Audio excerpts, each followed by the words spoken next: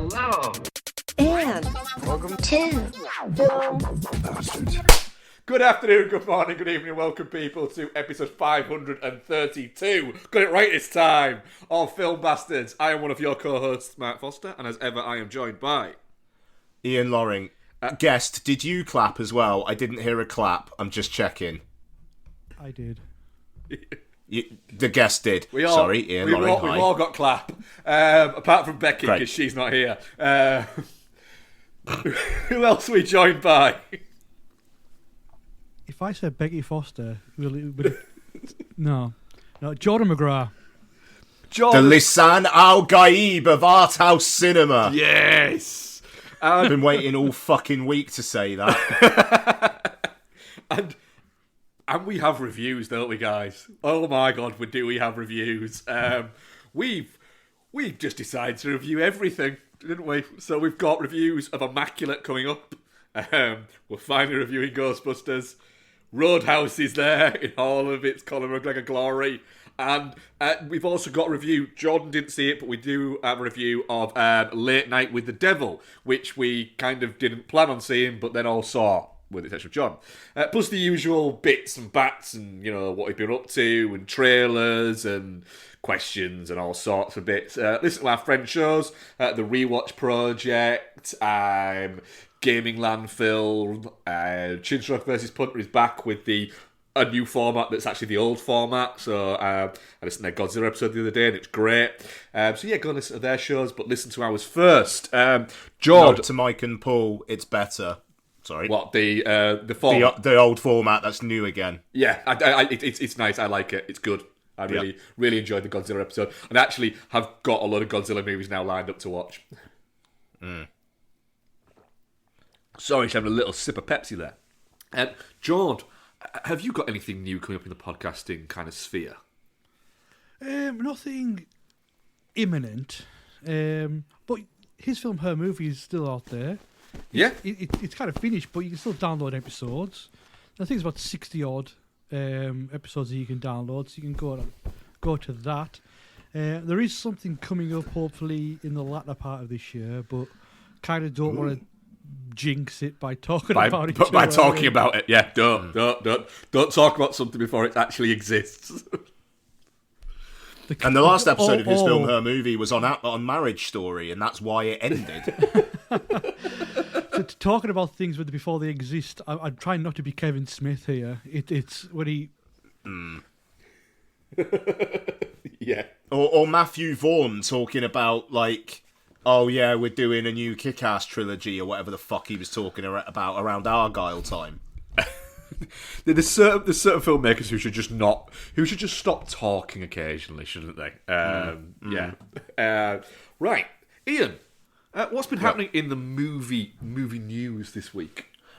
It's interesting when they're talking about Late Night with the Devil. Did you see that apparently, it on Sunday in the US, it took $666,666. That seems unlikely.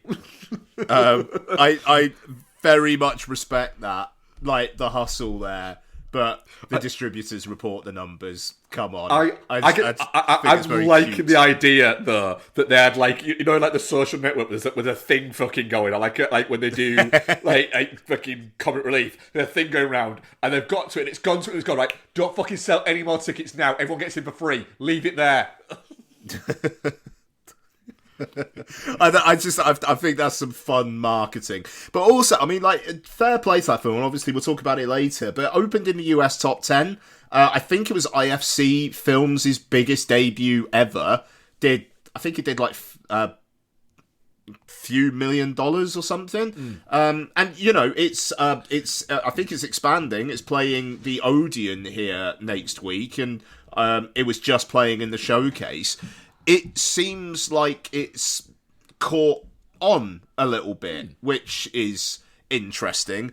And I hope David Dastmalchian kind of uses that heat. He's an interesting presence, but obviously we will talk about that.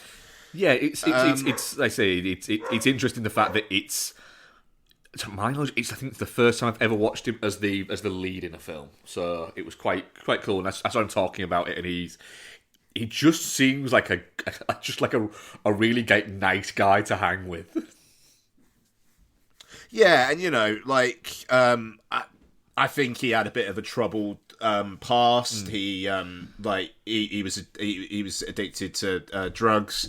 I think he kind of found a stable relationship and a family and whatnot. Got sober, and now he's kind of built up his career. And he's dude's versatile as well. The fact that he's the same guy who played the Polka Dot Man in the Suicide Squad, but also plays that chat show host in Late Night with the Devil, and very much works as both. He was the assistant guy in Dune. Sorry, George. And Andy Oppenheimer. Yeah. Yeah. No, of course. Yeah. No, exactly. So he can. He's a really interesting performer, and just good on him. Good on him. Okay, so there was some Cillian Murphy news yesterday that I thought was interesting. Where are you, Cillian? Where are you? Old Killy boy. As if this show wasn't going to be long enough, now I'm having trouble finding the news. I mean, it might be, if it wasn't for all the tragedy of it all, a bridge collapsing in America would have been some good sort of viral marketing for Godzilla versus Kong. I mean, it fucking needs it. I don't know, man. That Godzilla in collaboration with Kong looks like it's going to be. It looks like it's gonna clean up. Targeting about $50-60 million in the US. That ain't bad. It ain't bad. It looks fucking shit. I mean, it's the only thing out, and that's really the only thing. Well, the only reason why I'm going to go watch it. Yeah, it is a little bit like, hey, want to go to the cinema this weekend? Yeah, go on then. Want to go and see Godzilla? Oh, really? It's the only thing playing. Go on then. I mean, that fucker is playing in IMAX 3D on Saturday morning. 3D still exists. IMAX 3D Saturday morning. You bet your sweet ass I'm gonna be there. I like something as stupid as Godzilla in collaboration with Kong should only be seen in IMAX 3D or 4DX. I might go 4DX, you know.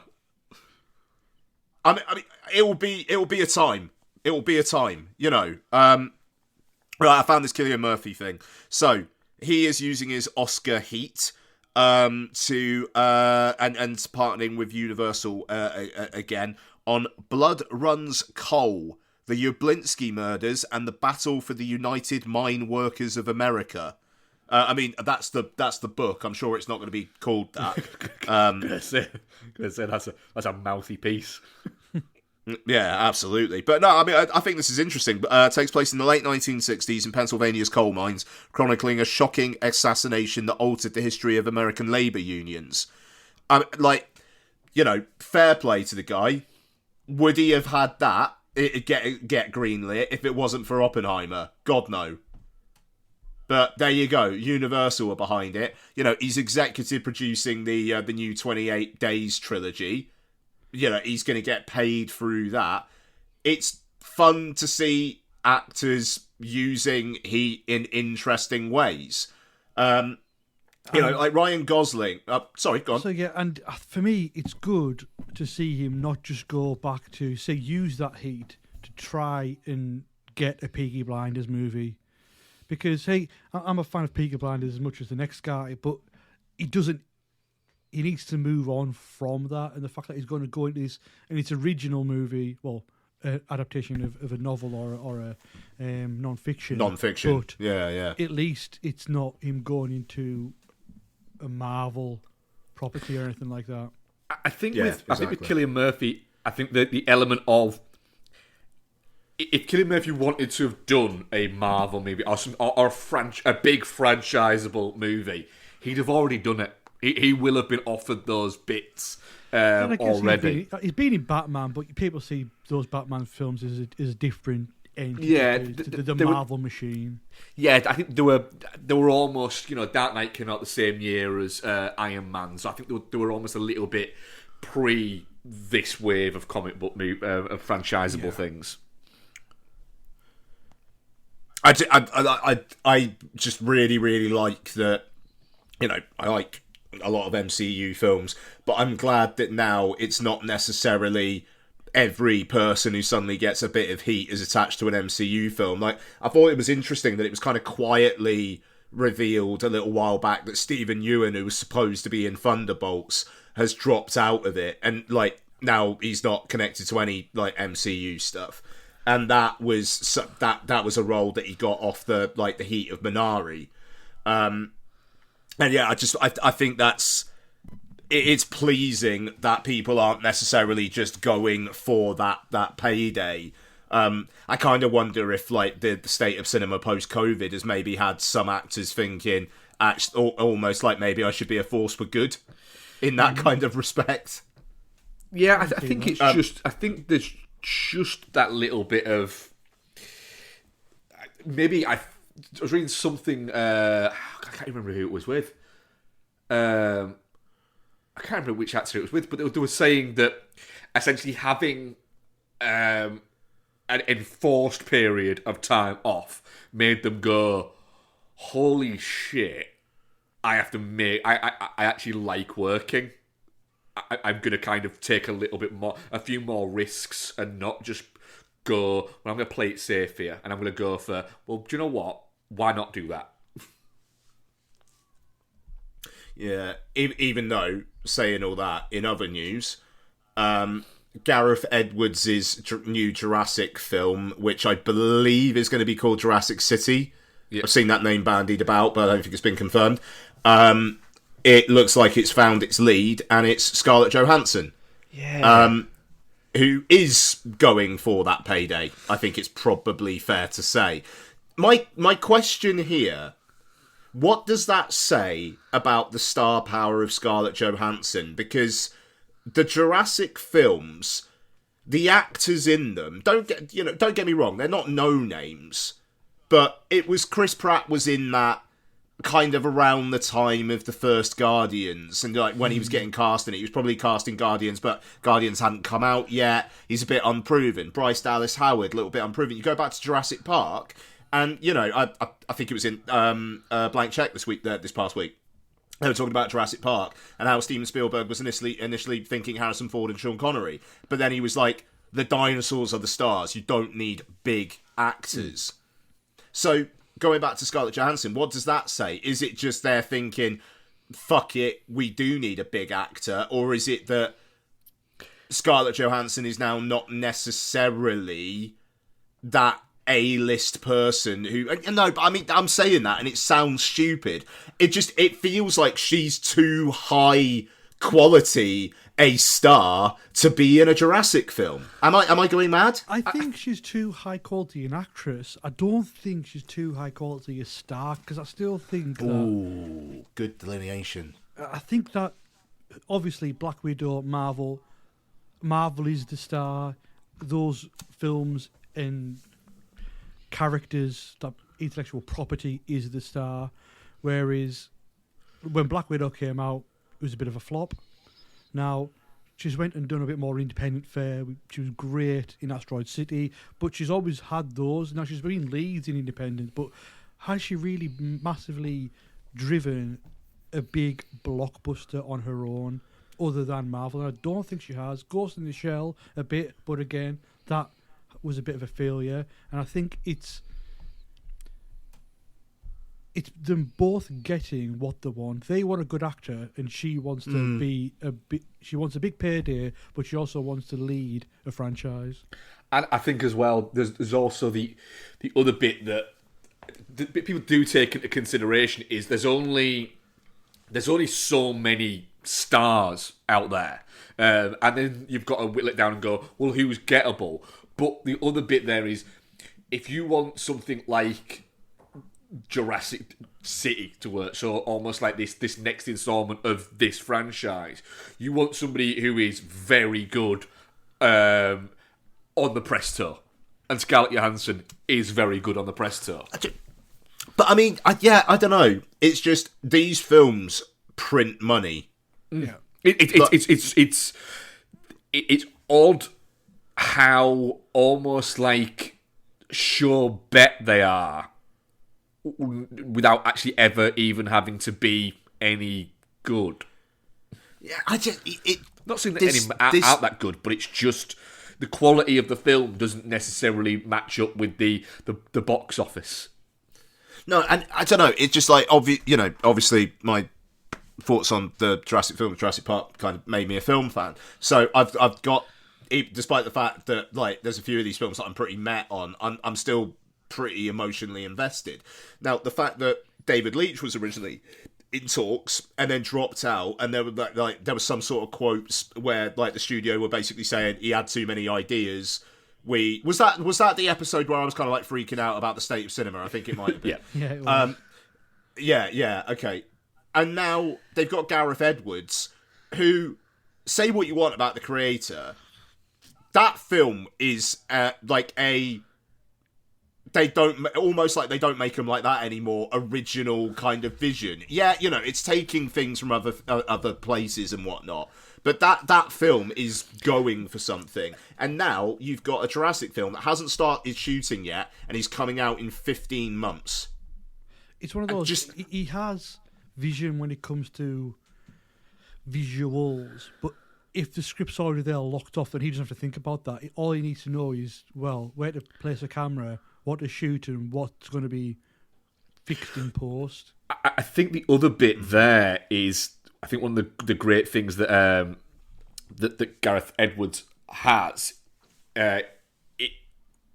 over some filmmakers, not all some filmmakers, but some filmmakers, is because he comes from a visual effects background, he can almost sort of see the process with that quicker than some filmmakers can. So I think one of the reasons why they probably got him in it is the turnaround for how quick he can make movies is the movies at the scale that he makes them is pretty insane. I mean, the turnaround on The Creator apparently was ridiculously quick for a movie of the scale, the size and the scale that it is. Yeah, I don't get a sense of passion. I really like it. It kind of feels like just a package. It's like, you've got Gareth Edwards, who's a competent shooter. You've got Scarlett Johansson, who maybe needs a bit of a guaranteed hit. You've got a 15-minute turnaround from like production to film coming out on a film that is going to be very, very heavily CG. It almost feels like one of those Sony having to release a Spider-Man film every 2 years to keep the fucking contract up, except Universal own the IP. Yeah, it does feel a bit like that. And to be honest, if the Gareth Edwards doing a Jurassic Park movie, that feels kind of like, yeah, I can see that. I want to see enough. that. Yeah. There is that. It's maybe that he's a little bit more malleable to go, do you know what? I can work with this. The script is the script, but I can work the visuals and the fucking... I've got an idea of how I can make these films look fucking cool again. And do you know what as well? What I had absolute faith in Gareth Edwards doing with a Jurassic Park movie. Having actual fucking dinosaurs in it. Because the last one, there weren't a lot of dinosaurs in the last one. Dominion was just this fucking overstuffed lump. Yeah, it was. Like, fucking hell. I barely remember anything about it, apart from a lot of running, but not by dinosaurs.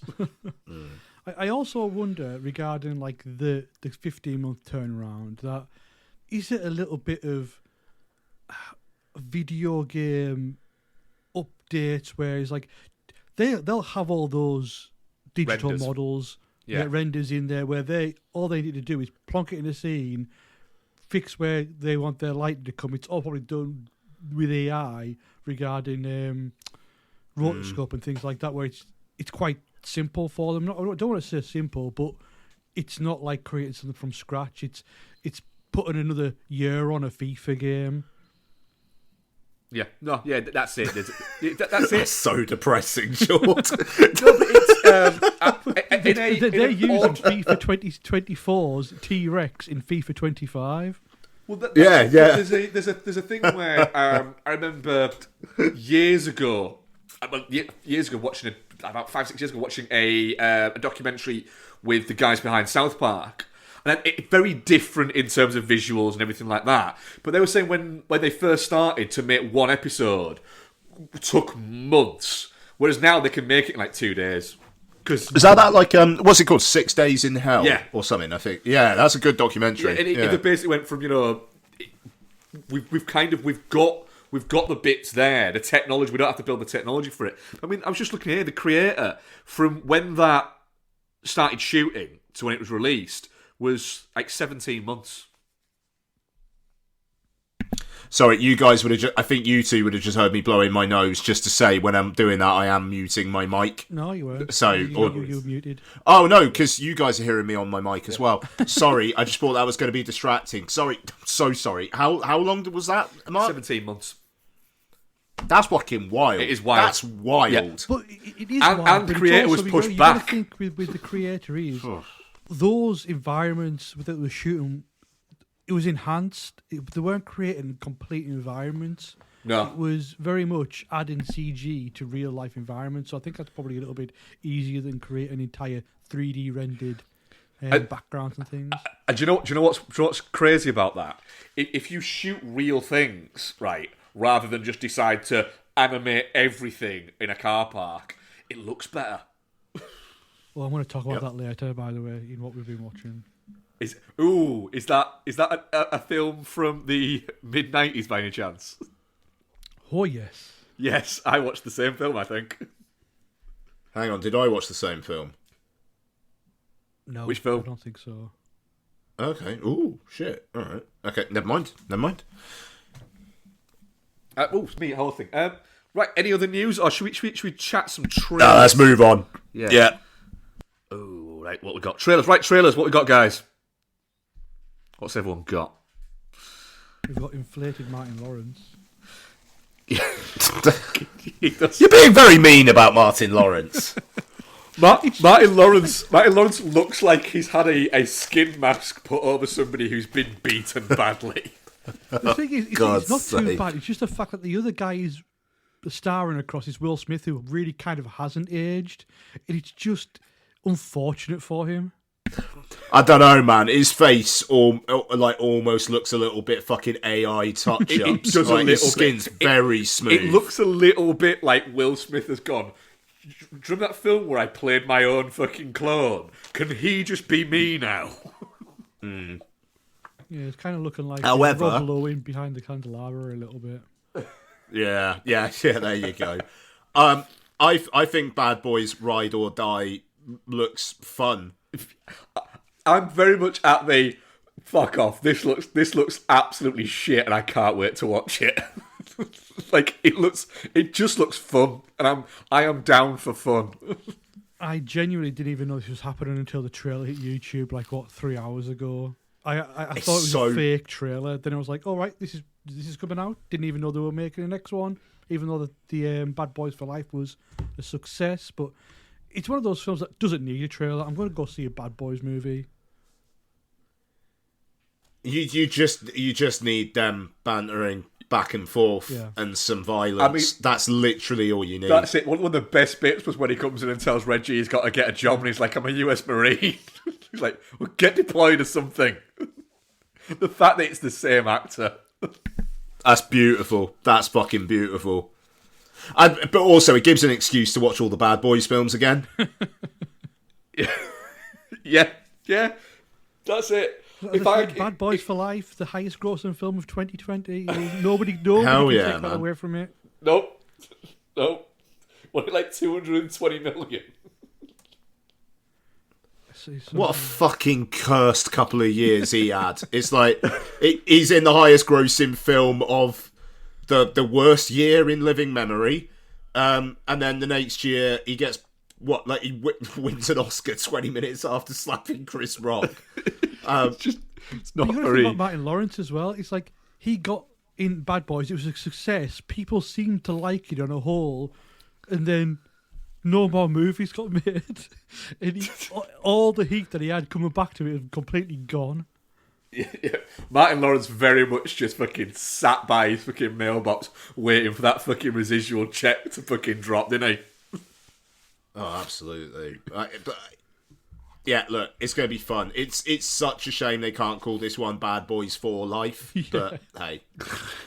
They fucking should have just done it. They should have just done it and owned it. Just call it Bad Boys Free Life. Just mess with people. Right, what else have we got? Oh god, I saw some stuff in the cinema I hadn't seen before. Sting. Oh yeah. Film about a fucking big monster spider thing. Oh yeah, I'm never gonna watch this. This just looks fucking horrible. Yeah, no. I think I turned around to Becky and just went, nope, fuck off. Like I'm not that. I'm the spider catcher in the house, and I'm like, nah, mate, you're all right. Yeah. So there's that. Like within Immaculate, there was 3 films that honestly looked exactly like the same. There was Sting. There was one that Tarot. was basically Megan. But Tarot. Abigail. Tarot. Is it- Abigail, yeah. Abigail, And the then one there was about Tarot. the It yeah. was just like they all look like the same movie. But Abigail's directed by the Ready or Not and Scream 5 and 6 guys. Yeah, I'm mildly intrigued by Abigail. That looks kind of fun, but it might also be really fucking boring. But I'm into it enough because it's got a good cast that I'll watch it. That Tarot, just honestly, it keeps almost sending me to sleep how dull that trailer is. Granted, when I went to see Immaculate, I had been up since 4 a.m, so I was already a little bit tired, but genuinely, the Tarot trailer nearly made me fall to sleep. The thing is well, like, I'm getting to the age now where literally that is a film being trailered to kids who are maybe 3 or 4 years older than my daughter. Oh, yeah. So I'm a bit like, yeah, I'll probably never get to that, and that's okay. Or I'll watch it with Lots if she ever gets into horror films. You know, maybe that'll be a thing. But yeah. Tarot will be one of those movies that Becky will make me watch on a Tuesday when I've sort of mentally in my brain go, I might be able to will myself to fall asleep in this. I feel like Tarot needs, and Becky's not here to say yay or nay, but that needs to be the latest in the what I hope is a burgeoning series of Becky explaining horror movies, like she did with Baghead when you weren't here a few weeks back. Yeah. Which was great. I really enjoyed that. The thing is, Bex has already said, when I said I'm not seeing Tarot, she was like, I'll be honest, I will go and watch that while waiting for you to finish work one night. I was like, that's fine. Great. Well, we'll have a new section called Becky Explains. Yeah. Becky explains horror movies that we just don't want to watch. Yeah, banging. All right, deal. That sounds good. All right, new trailer for Furiosa?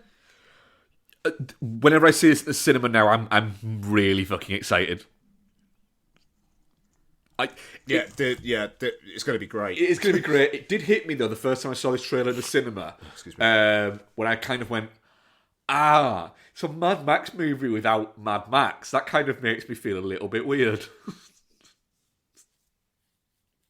Like, I hope he gets mentioned at some point. Don't even need to be in it, but just mentioned. Well, I mean, can he, though? Because who knows? Because the timeline of those movies is fucking all over the place.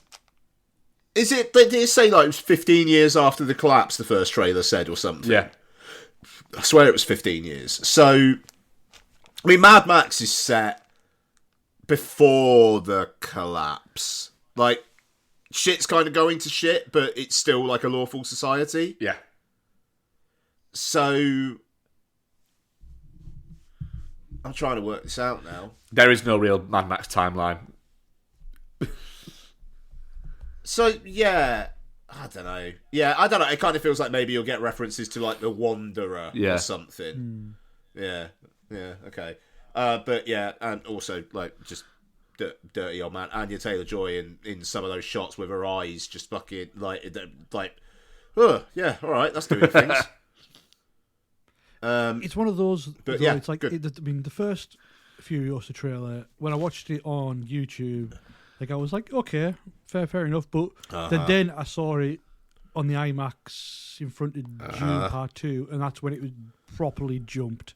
Whereas, again, this new trailer, yeah, it looks fine. I'm waiting to see it on a big screen, and then I can make my judgment.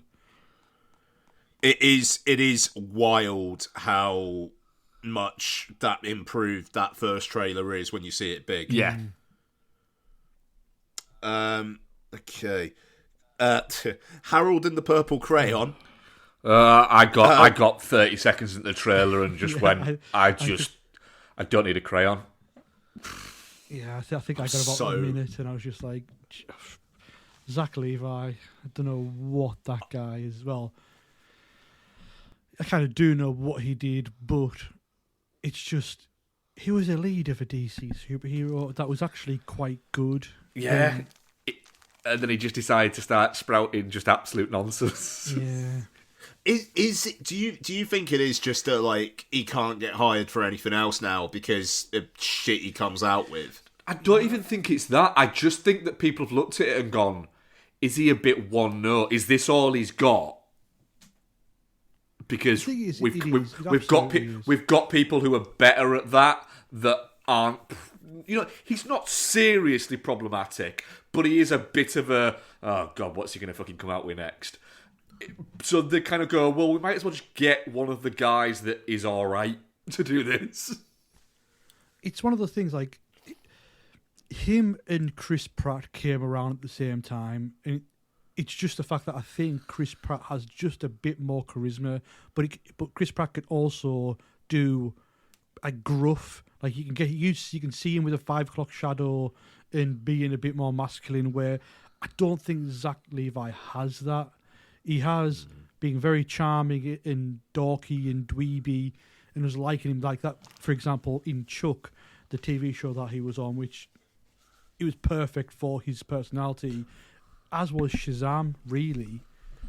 But then there was so much time between Shazam 1 and 2, again, kind of like the heat went, and when Shazam 2 came out and it just like flopped, everything to do with him, I think, is just gone now, and just the fact that he's starring in this, it's like, this film just shouldn't exist on a conceptual level.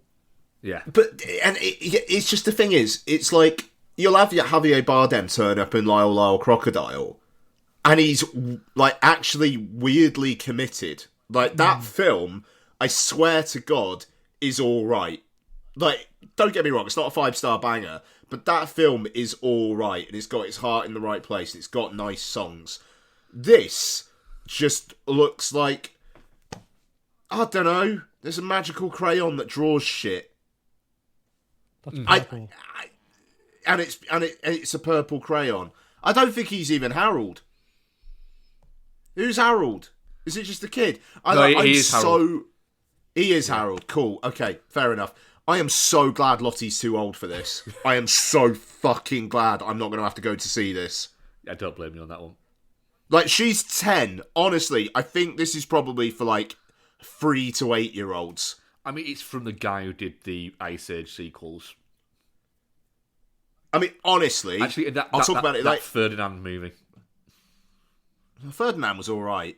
John Cena's a bull. What's not to like? That's fair point. But you know, Lottie, I'll talk about it later. Lottie watched The Creator a couple weeks back.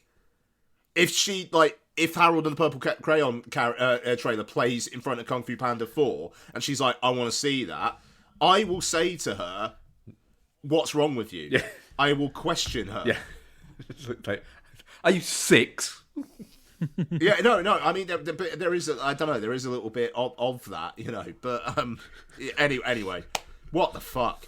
Rebel Moon Part 2, The Scar Giver. I genuinely forgot that there was a Rebel Moon 2 coming out until I saw this trailer, and I didn't mind Rebel Moon. The question of how the fuck did Netflix actually make money is still there for me. It's a good trailer. Like, the way... That's all right. The first, like, 30 seconds, the rhythm of that edit and where they shoot... You know what I mean? It's to the music. I mean, I liked Rebel Moon, is one thing. It's like, I respected it and enjoyed it because I like that world-building aspect of that it has, whereas this looks hopefully maybe a little bit more focused, or a little bit more. It's obviously shorter. Not like it's obviously it seems to be obviously not like cut down from like 4 hours to 2 or something. So fingers crossed, it's got a lot more going for it. I mean, the fact that Snyder had final cut on both of these movies, and this one is clocking in at around about 2 hours, kind of is all right. But then I just wonder what's going to happen when the R-rated ones come out. Are they going to be like 5 hours long each? I hope so. Has he got a final cut on the PG-13 ones as well? Apparently, yeah. Apparently, he's got a final cut on both. Okay, that's interesting. And he's chosen to make a PG-13 and an R-rated cut of each of them. Apparently, that was in the initial discussions. I mean, hey, look, part one, and the timing of it's weird as well. Like, part one was Netflix's big Christmas movie. I kind of understand that being a PG-13. It's kind of weird that, it's the Easter weekend this weekend. Why aren't they putting it out now instead of just like 2 or 3 weeks' time, where it's just like the middle of April? That's a good point. A bit of a no-mark release date. Like, what's that about? I don't seem to recall that Netflix have got anything big coming out this weekend. No. I just love the idea of Zack Snyder releasing a 2-part story on like big Christian holidays. I mean, yeah, but it kind of feels yeah, like but it feels like his style. Yeah, yeah. Yeah. Yeah. Did you guys do Beetlejuice and Alien last week? No, they came out after. Yeah, we're getting there. We're getting there. No, honestly, like I'm having a look on Netflix now, looking at their coming soon and stuff. There's not anything this weekend. Nope. Like, what's that about? Anyway, I don't know. I just kind of figured people would be watching Netflix this weekend. No, they're all too scared of Godzilla and Kong. Oh no, hang on. There is The Beautiful Game. As an English football squad heads to Rome for the Homeless World Cup, their talented new player must let go of his past and learn to be part of the team. That's Bill Starring Bill Nighy. Bill Nighy one. Yeah, so I suppose there's that. But yeah, okay. Well, Beetlejuice AD 2024 or 2024 AD as the trailer seems to call it. Mournful cover of Deo, assuming that's them being playful. I'm into this. Like the tone. Yeah. Michael Keaton as Beetlejuice. Tim Burton using practical effects. Go on then. That's my big one, is Tim Burton using practical effects. Like, I want a little bit of a reassessment of Tim Burton stuff, because I used to always, even back in the Heroes days, Tim Burton was never my guy.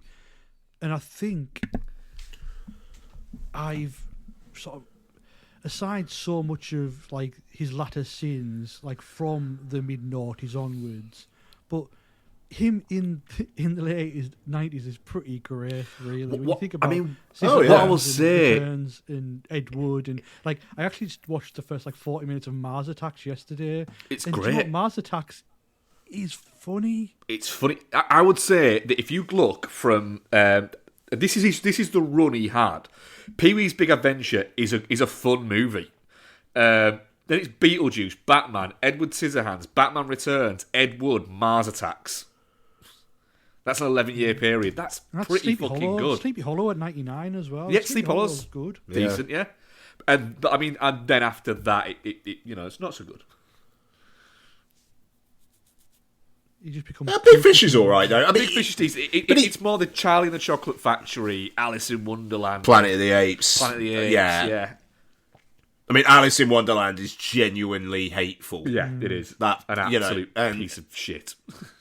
Yeah. Yeah, good on him. Hope Monica Bellucci's had some sort of effect. I blame Helena Bonham Carter. I mean, I love the fact that the movie is called Beetlejuice. But he did. I was reading. I was reading the other day. He did originally want to call it Beetlejuice 2024 AD, like Dracula 1973 AD. I think it is. Yeah. Like, so that's why the 2024 AD is on there. And I just think that's really funny. But yeah, Beetlejuice is great too.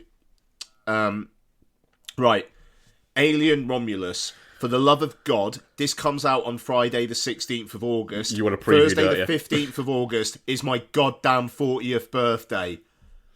Let me have it. The Friday, I'm flying out to Spain for 5 days. There is gonna be, at the very least, a unlimited screening or something like that, isn't there? If there's a midnight show, that'll do, and I'll just have like 5 hours sleep. That's fine. You can get away with that. That'll work. Yeah, that'll work. But no, I just think release it you'll be on fine. the Thursday. Go on, I think you'll be fine. release it on the Thursday, fuckers. This looks great. I went on a bit of a journey with this when I found out that the trailer, because like the poster arrived and I liked the poster, and then the trailer arrived and I didn't watch it, and I was thinking about watching it, and I was sat there at work going, is it just like the Alien franchise? Has that just now just become your generic like horror sequel? And then I thought, actually, that sounds way fucking cooler than the shit that Ridley Scott was peddling out a few years ago. And then I watched it, I was like, yep, do you know what? That looks fucking great. Give me an Alien haunted house film again. That's it. In it though. Yeah. It's just... The thing is, the whole Alien franchise has never really adapted Alien. It's always adapted Aliens. It's always went down the action route instead of the horror route. Now this, hopefully, which, saying that, the video games didn't. Alien Isolation isn't a great game, but Christ, it's creepy at times. Sound design in that game is absolutely immense. It's terrifying. And Alvarez has said like he's using Isolation as an inspiration, which is very exciting. Yeah, so give me a haunted house, give me confined space, you can't escape, and someone's hunting you, and it's an alien, great. Absolutely up for this 100%. Yeah, and again, the whole cinema's back kind of thing. This was originally going to be straight to Hulu and Disney Plus. I reckon that they've looked at this and gone, with the amount that it's cost us, because it won't be like a low budget, but it'll be a mid-budget movie. They'll look at it and go, the amount that this has cost us, we could make an absolute fucking fortune if we get this right. Hey, look, if Prey was coming out this year, that would have got a theatrical release. Yeah. I think the next Predator film they're doing, I think it's called Badlands. I think that's supposed to be theatrical. Like, you can buy Prey on 4K. There's not a lot of this straight to Disney Plus films you can buy on 4K, but Prey's one of them. And that's because it is a legitimate part of the Predator films. It's the best Predator film since Predator. And, it deserves to be kind of treated in that way of having a respectable release. I pray that Alien Romulus is the same. I'm a touch worried about it being Fede Alvarez, if I'm being honest. But dude kind of likes his gnarly body horror. Alien's a gnarly body horror franchise, so hey. Yeah. And Cally Spaney is like not proto Ripley, because I think it's set after Alien before Aliens. Yeah, it's set in between them, isn't it? Yeah. So I do wonder whether she's maybe playing Ripley's daughter or something. If they're going to do that. I hope not, but I wonder. Yeah, say it's set between Alien and Aliens, isn't it? So it's possible. I hope they don't. I was trying to think that, because in Aliens we find out that she died of old age, don't we, her daughter? So therefore, she lives through this film. Spoiler alert. I don't think. Fucking hell. I don't think they will. But man, are they dressed? But I also wouldn't put it fucking past them. No, but then Alien Isolation's her daughter in it. Yeah. But then I suppose that's not. You could probably say that's not canon. Who knows? I don't know. But anyway, it looks great. I don't want to poo-poo it. Mm-hmm. Right. But if it's shit, God knows I'll poo-poo on it. I'll poo-poo on it in the likes of which you never believe. Right. Shall we review a movie? Let's review a fucking movie. And we're going to review Immaculate, which is Directed by Michael Mohan and stars... Who does it star? It stars Sydney Sweeney and some other people. We don't need to know who the other people are. Sydney Sweeney's in it. So there you fucking go. What does IMDb say about Immaculate? I am...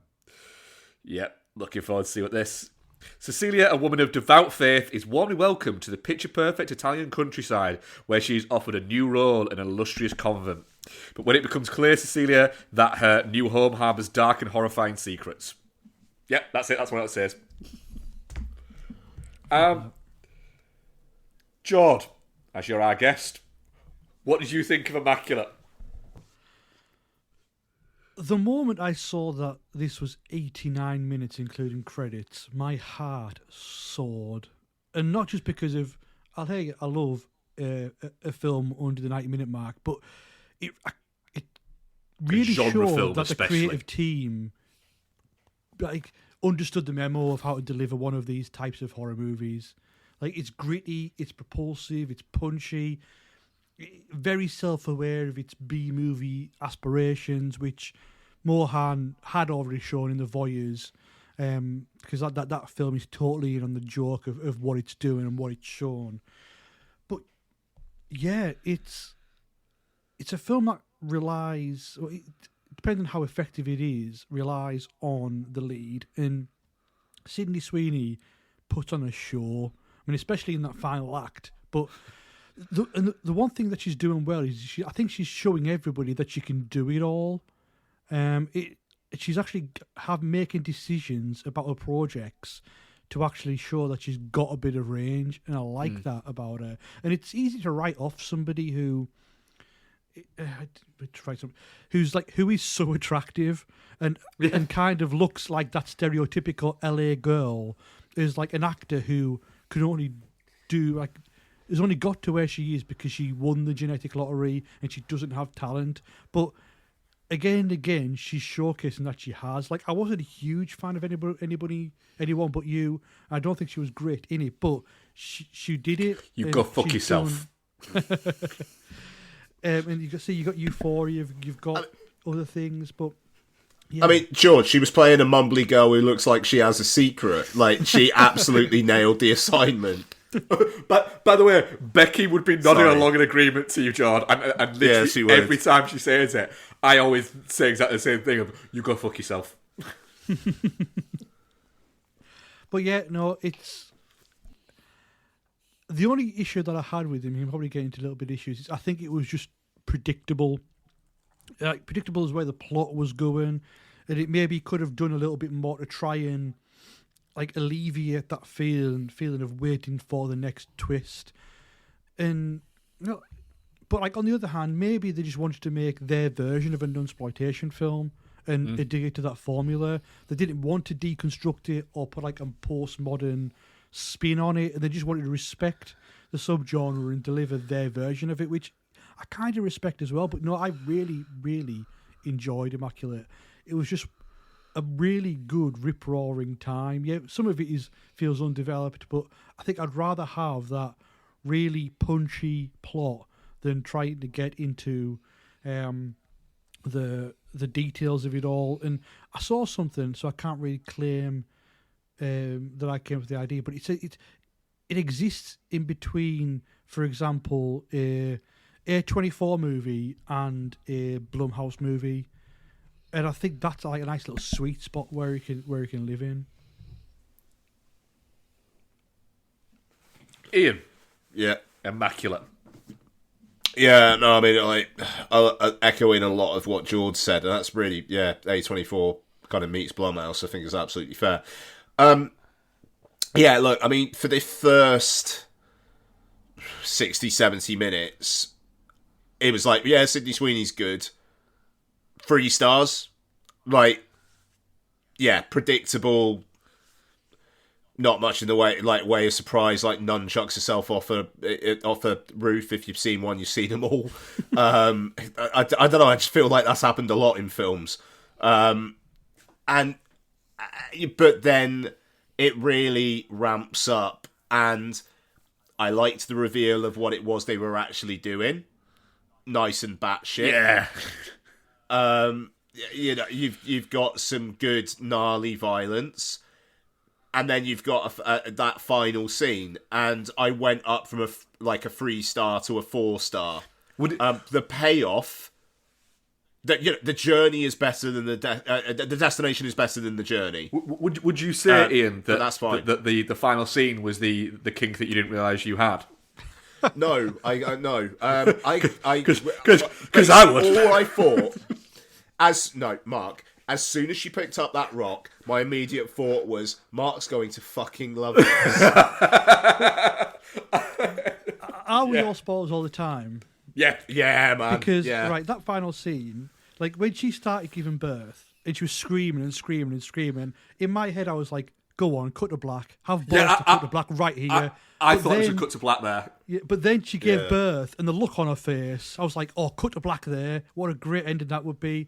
And then she picked up the rock, and I was like, do you know what? No, this is the better ending. This is the ballsier ending. I was like, if this finishes when she brings that rock down, I'm going to love this. And it did better than what was actually in my head. I was like, oh, go on, have the balls. But no, it stretched it out, and it actually got the perfect ending for it.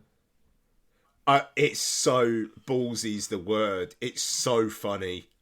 And believe me, like, no one in my audience was laughing. I just had a fucking smile a mile wide on my face. Just the sheer, cool. All right, so that they were trying to basically get the resurrection of Christ so that like the reckoning can happen. And now Sydney Sweeney's gone, fuck you, my body, my choice, and just fucking smashed the baby up with a rock.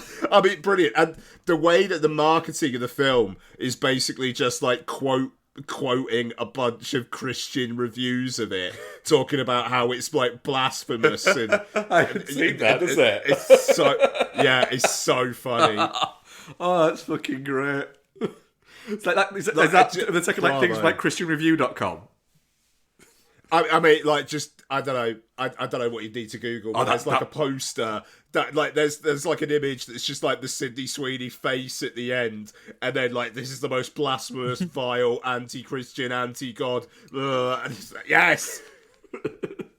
It's and Sweeney's really good as well. Like, she's really good, and she produced this, and it was a film that she auditioned for back in the day, got rejected, kind of like just used her power to put it into being, and fucking good on her. It's great. That's it. She's been in basically in 2024, late 2023.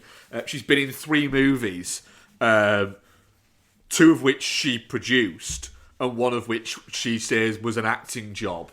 But also a career move, because she was forging relationships with Sony to get Anyone But You off the ground. To get Anyone But You, and her remake of Barbarella that she's also producing off the ground.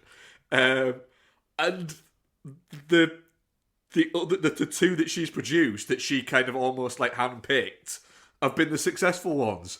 It's almost a little bit like Sony. You should just be asking her what else she wants to fucking do.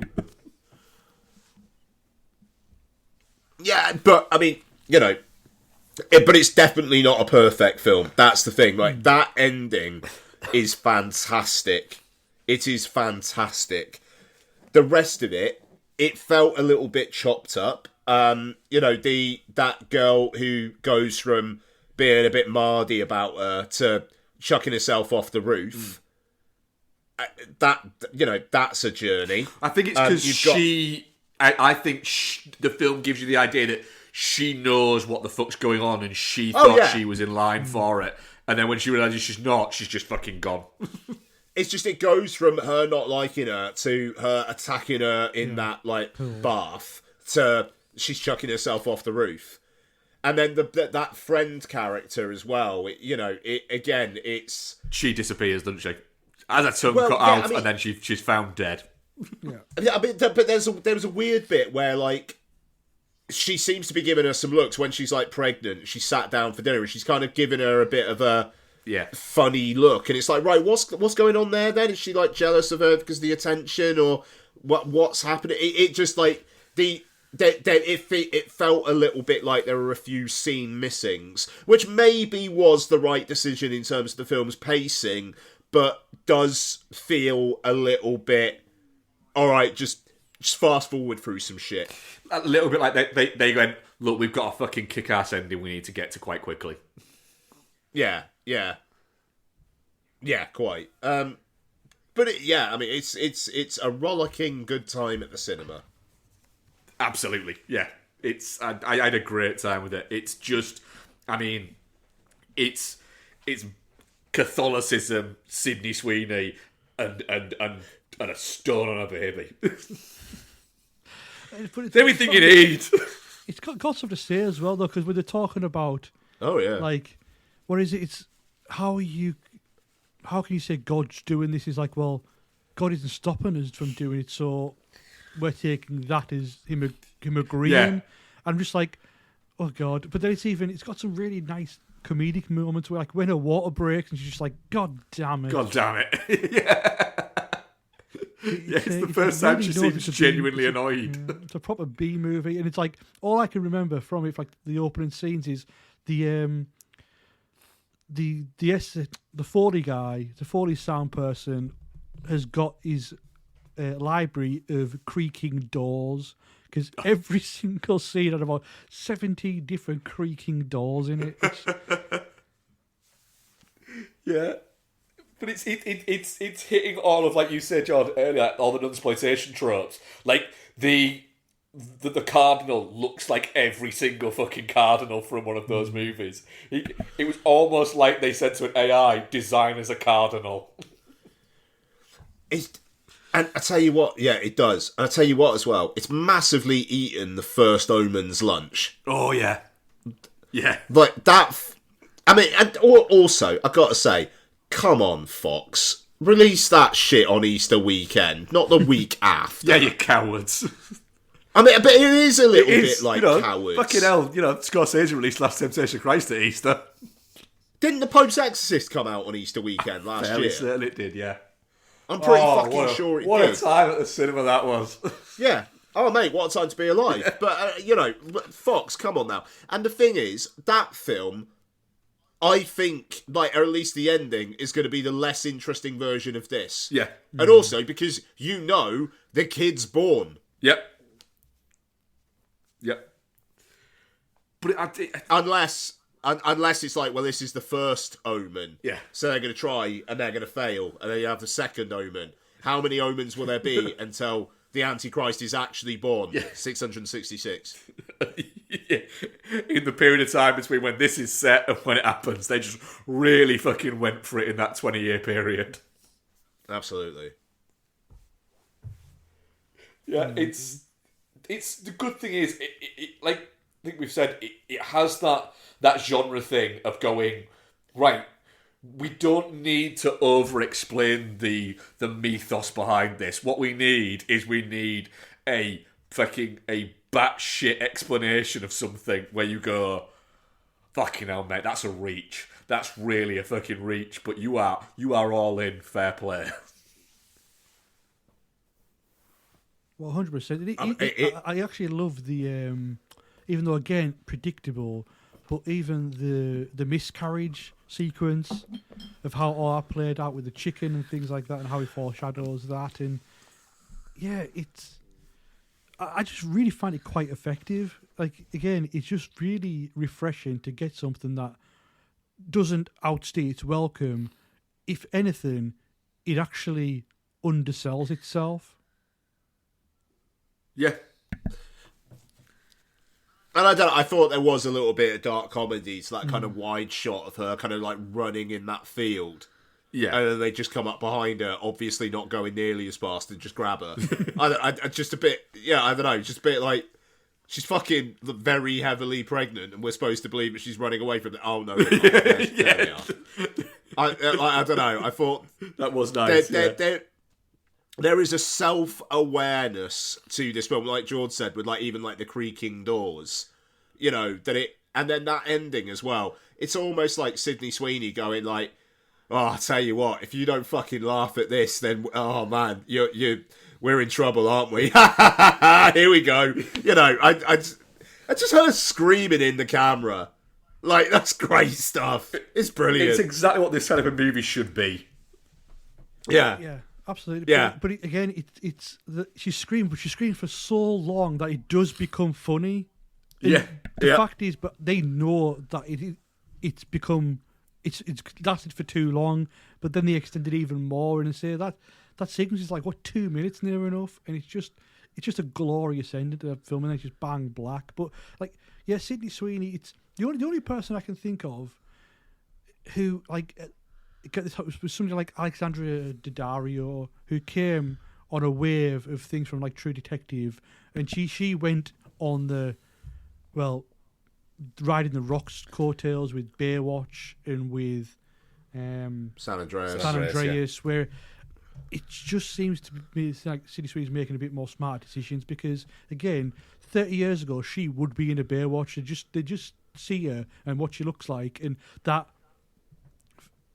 just that figure, and be like, okay, well, you can't be in this, but no, she's doing really well, and she's someone to really look out for, because I think she's making interesting stuff.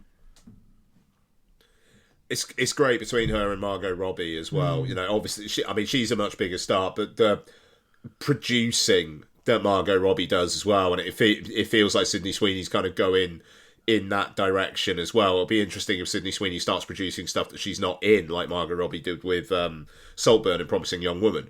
You know, like that. I think that's great that they're using their clout to get shit done. And yeah, fair play to her. Good on her. I hope she can get Euphoria season 3 done so she can say goodbye to TV. Agree on that. Yeah. Sorry, Jord. Not sorry. Definitely not shit. Definitely not shit.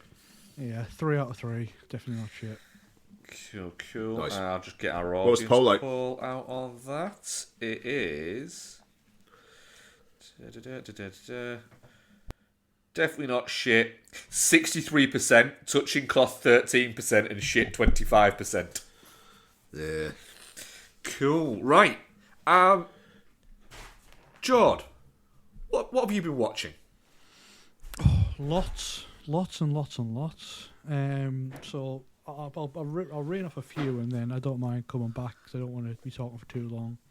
But first thing I want to talk about is I rewatched The Green Mile, and if there's an example of like fill a film with interesting characters and watch them interact, it's this, and I think that is the success of The Green Mile. The film's 3 hours, 8 minutes long. It's a fucking chunky beast, isn't it? Yeah, and 80% of it takes place in that prison block. But I just sat there transfixed. I mean, I haven't seen it for, 15, 20 years. And I agree, yeah, it's emotionally manipulative, but it works. And, you really do feel for that Hanks character and his relationship between John Coffey and, actually I forgot Hanks' character's name, but yeah, and Miles Westerchuck. and I understand the criticisms and the racial roles in the film and the tropes that it's using, which I agree that they aren't great, but I still like Michael Clarke Duncan's performance. I like the vulnerability. I like his the way he portrays that simplicity and that emotion. And it's an absolute joy of a movie, and it's just of an era. And a lot of these films I'm going to be talking about is of an era. But it's like you've got Barry Pepper there. You've got David Morse. I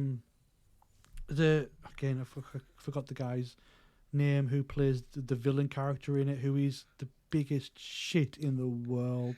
Oh, you mean Doug Hutchison? Yeah, and you got Michael Jeter as well, and just filled. Sam Rockwell. It's just filled. It's stacked cast, and it's Green Mile is brilliant.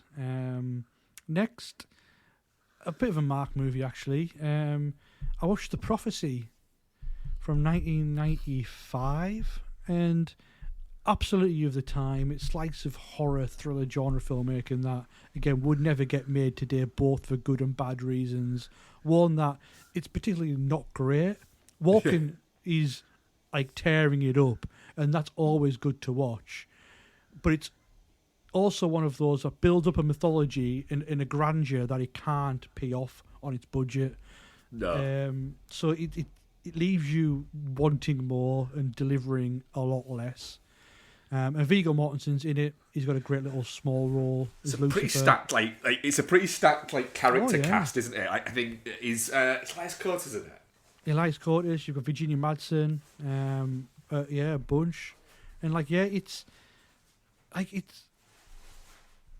And I'll talk about this again as well, but it's like, even though it's cheaply made, it's mid-level filmmaking, it still looks like a movie, which, I don't know if it's just of the time or whatever, but it feels like a movie.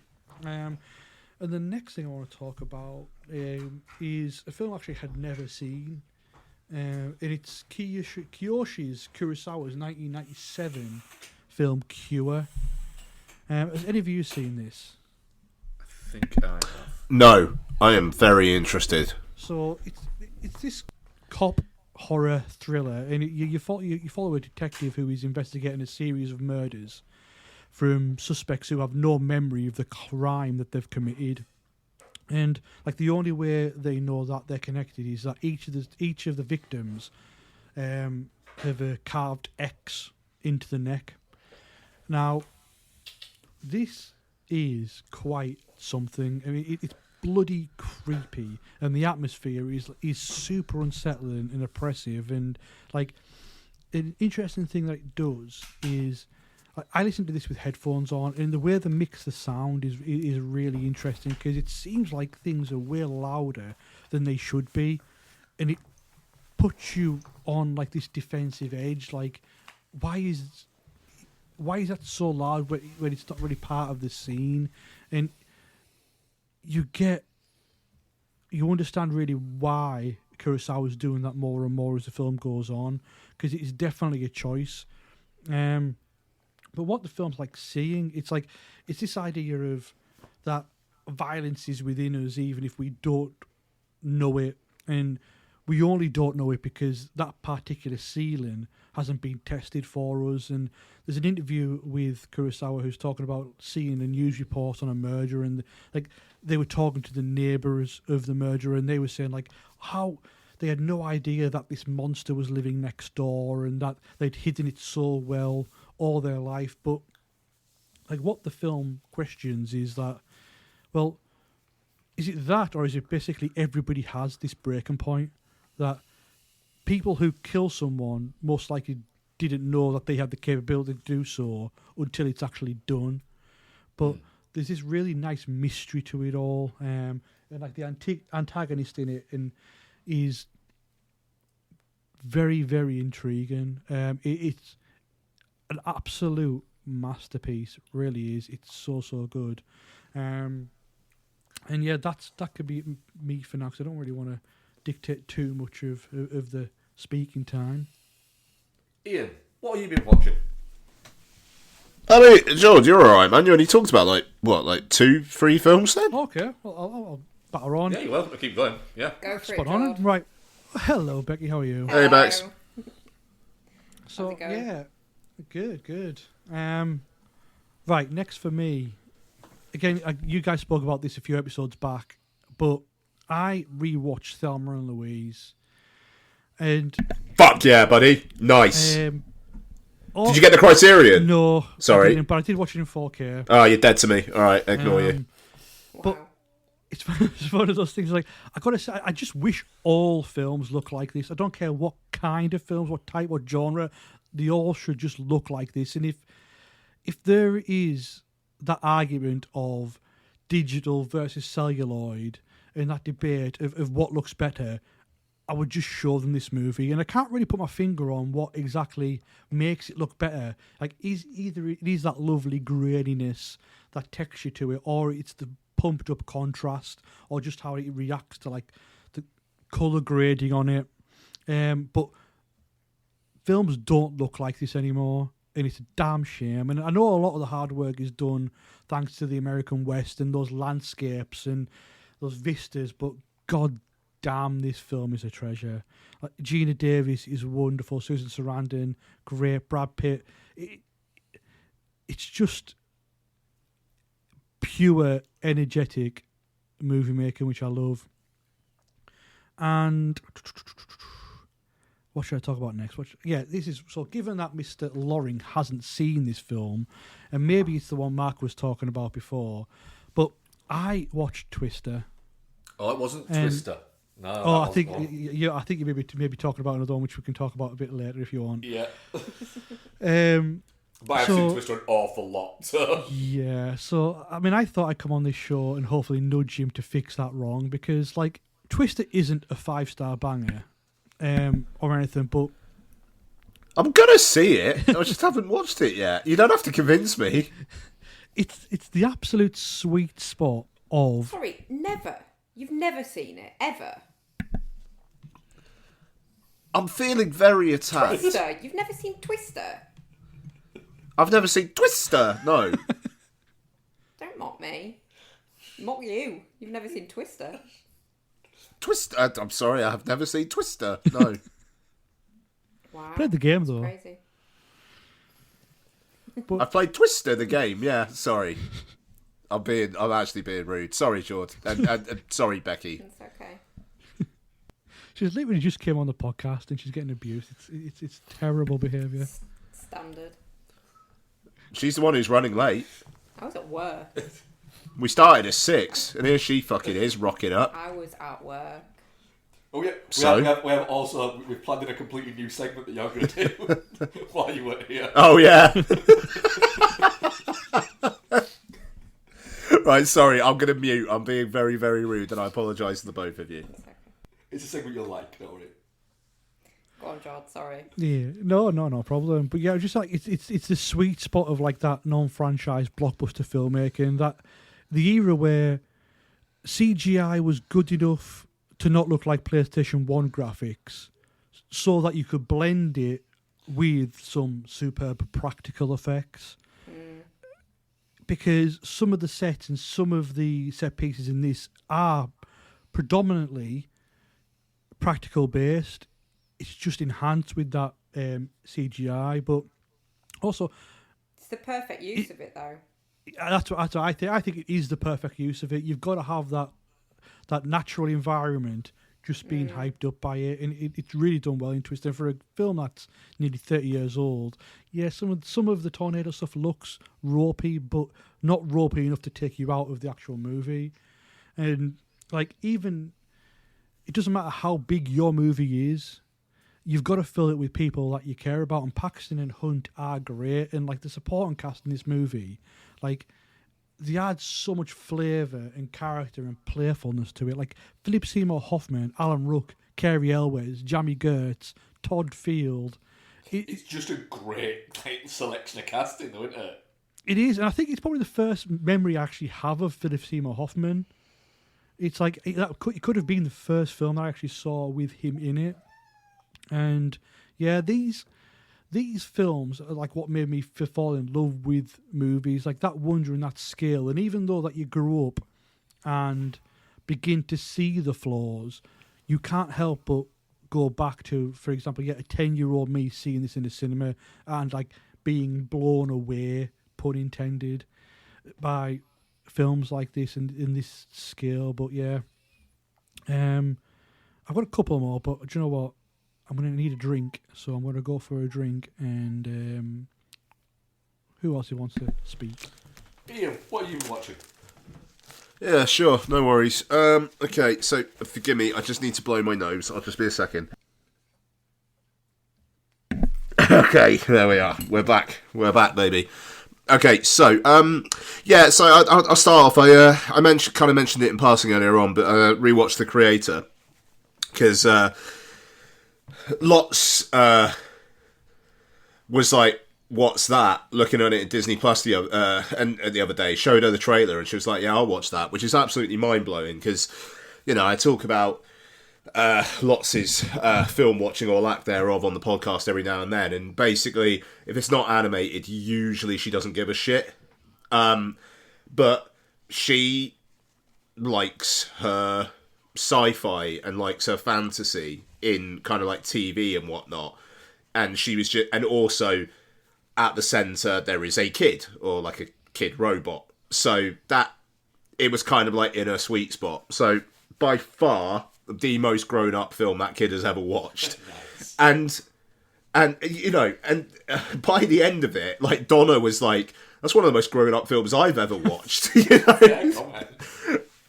Yeah, you know, it goes places, you know. And I got over my mehness. Don't get me wrong, like, I wouldn't now say it's in my top 10 of last year, but I think it being in my disappointing is probably a bit rude. I think it is, yeah. Yeah, okay. The narrative issues I had with it didn't quite clang as much. And I think John David Washington's really good. You know, and just the whole, it feels like an Earth that's not super dissimilar to ours, but obviously is in a very different situation. I think it's very, very, very well done. So, hey, you know what? I'll give the creator its flowers. I think it's decent, and kind of wish it did better, because then Gareth Edwards wouldn't necessarily have to turn around a Jurassic Park film in 15 months. It's one of those as well, though, with the creator. It's like, imagine watching that, not having seen or not knowing all of the influences that it's obviously drawing on. Like, even the narrative and the visuals. That'd be kind of mind-blowing.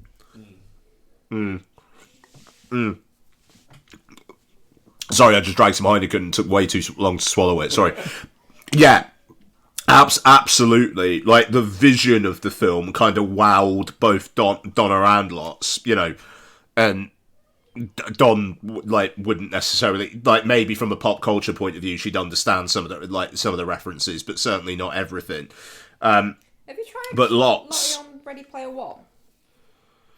I have. Do you know what? I've been thinking about that, and because of the video game aspect, I think she'd be massively in.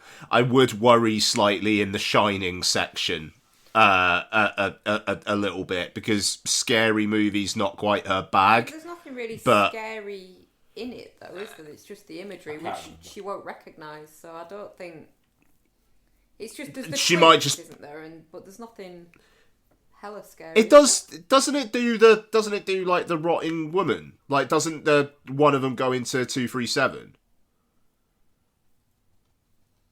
Do you know what? I can't remember. I might be wrong. I have been thinking about that though, Bex, and we've got it on Apple TV. So I do wonder if that's one that I sit her in front of, because the thing is as well, like, wordy scenes have been a problem with her in the past, but also she's growing up, and like the creator has got plenty of wordy scenes, and you know, and she was fine with it, you know. A little bit. There's a few scenes where dogs are in peril that she was pretty worried about, but thankfully Gareth Edwards seems to like dogs. None of the dogs explicitly die, so that was good. So, but yeah, it's making me think a little bit more about, could I try her on this or could I try her on that? But that kind of burnt me in her past, where she just like rejected them. She's very, you need to let me come to it, kind of a person, which I really respect. Maybe just have the trailer on one time when she's coming into the room and see what she thinks. If I say to her, can I show you a trailer for something, she'll watch it. You know, and she'll go in like, all right, let's have a look at this. But if I'm like, oh, I think you would like, then she's like, fuck you. You know, we'll see about that. But I love the, she's gonna make her own mind upness about that kid. But yeah. Anyway, Speed Racer as well. That's another video game you want. Yeah, I do. Yeah, that'd be good. Okay, I'll rattle through some. So, Hunger Games Mockingjay Part 2. We'd seen all the other Hunger Games films around when they came out, apart from the second part of Mockingjay. So, that was something, because I didn't really have a clue what was going on. But Donna was just like, because she's read the books as well, was like, okay, so Peter's now been brainwashed into thinking that they're actually bad, and yeah, I thought this was all right, actually. I'm waiting for Don to finish reading The Ballad of Songbirds and Snakes, and then we're going to watch the film. Good conclusion, this. Meaty, dark, cinematic. You know, like, in terms of who she ends up with kind of bollocks. I'm glad that that's almost like an afterthought in the end of the day with this film, which I respect. Like, you know, mild spoiler alert as well. I like the fact that essentially Donald Sutherland and co are overthrown with a good half an hour of the film left, and then it's well, hang on a second, like the people overthrowing. There's something rotten at the core of that as well, and the way that pans out, it really took me by surprise, actually. And Donald Sutherland's character dies laughing, which apparently was in the book as well, and that's great. So yeah, I actually quite enjoyed my time with Mockingjay Part 2. Watched the 4K of Avatar. So Avatar is a film I continually come back to. Hoping I'll like it more, and I'm just very, very firmly in the kind of like the 7, maybe 8 out of 10 range. I will. What I will say though, that 4K disc is without a shadow of a doubt the best I've ever seen Avatar look, and I include the 3D because the live action stuff doesn't look like it was shot in a pond. It is bright, and the video nature of it kind of is contrasted away from both the HDR, but also it was shot in 2K, but this is 4K using AI upscaling, and it looks good. A couple of shots are a little bit soft, but it looks good. So I can actually watch the live action pieces of Avatar without thinking that I've got glaucoma, and that's brilliant. You know, George's on, and I feel like if we started talking about Avatar, it could go a while. So I might just leave it there. I am fine with Avatar. I'm fine with it. It's too fucking long, even though I noted that Jord on his last Letterboxd review of it also said it's too long. Simpatico. But that third act is really, really good. It's really, really good. So, there we are.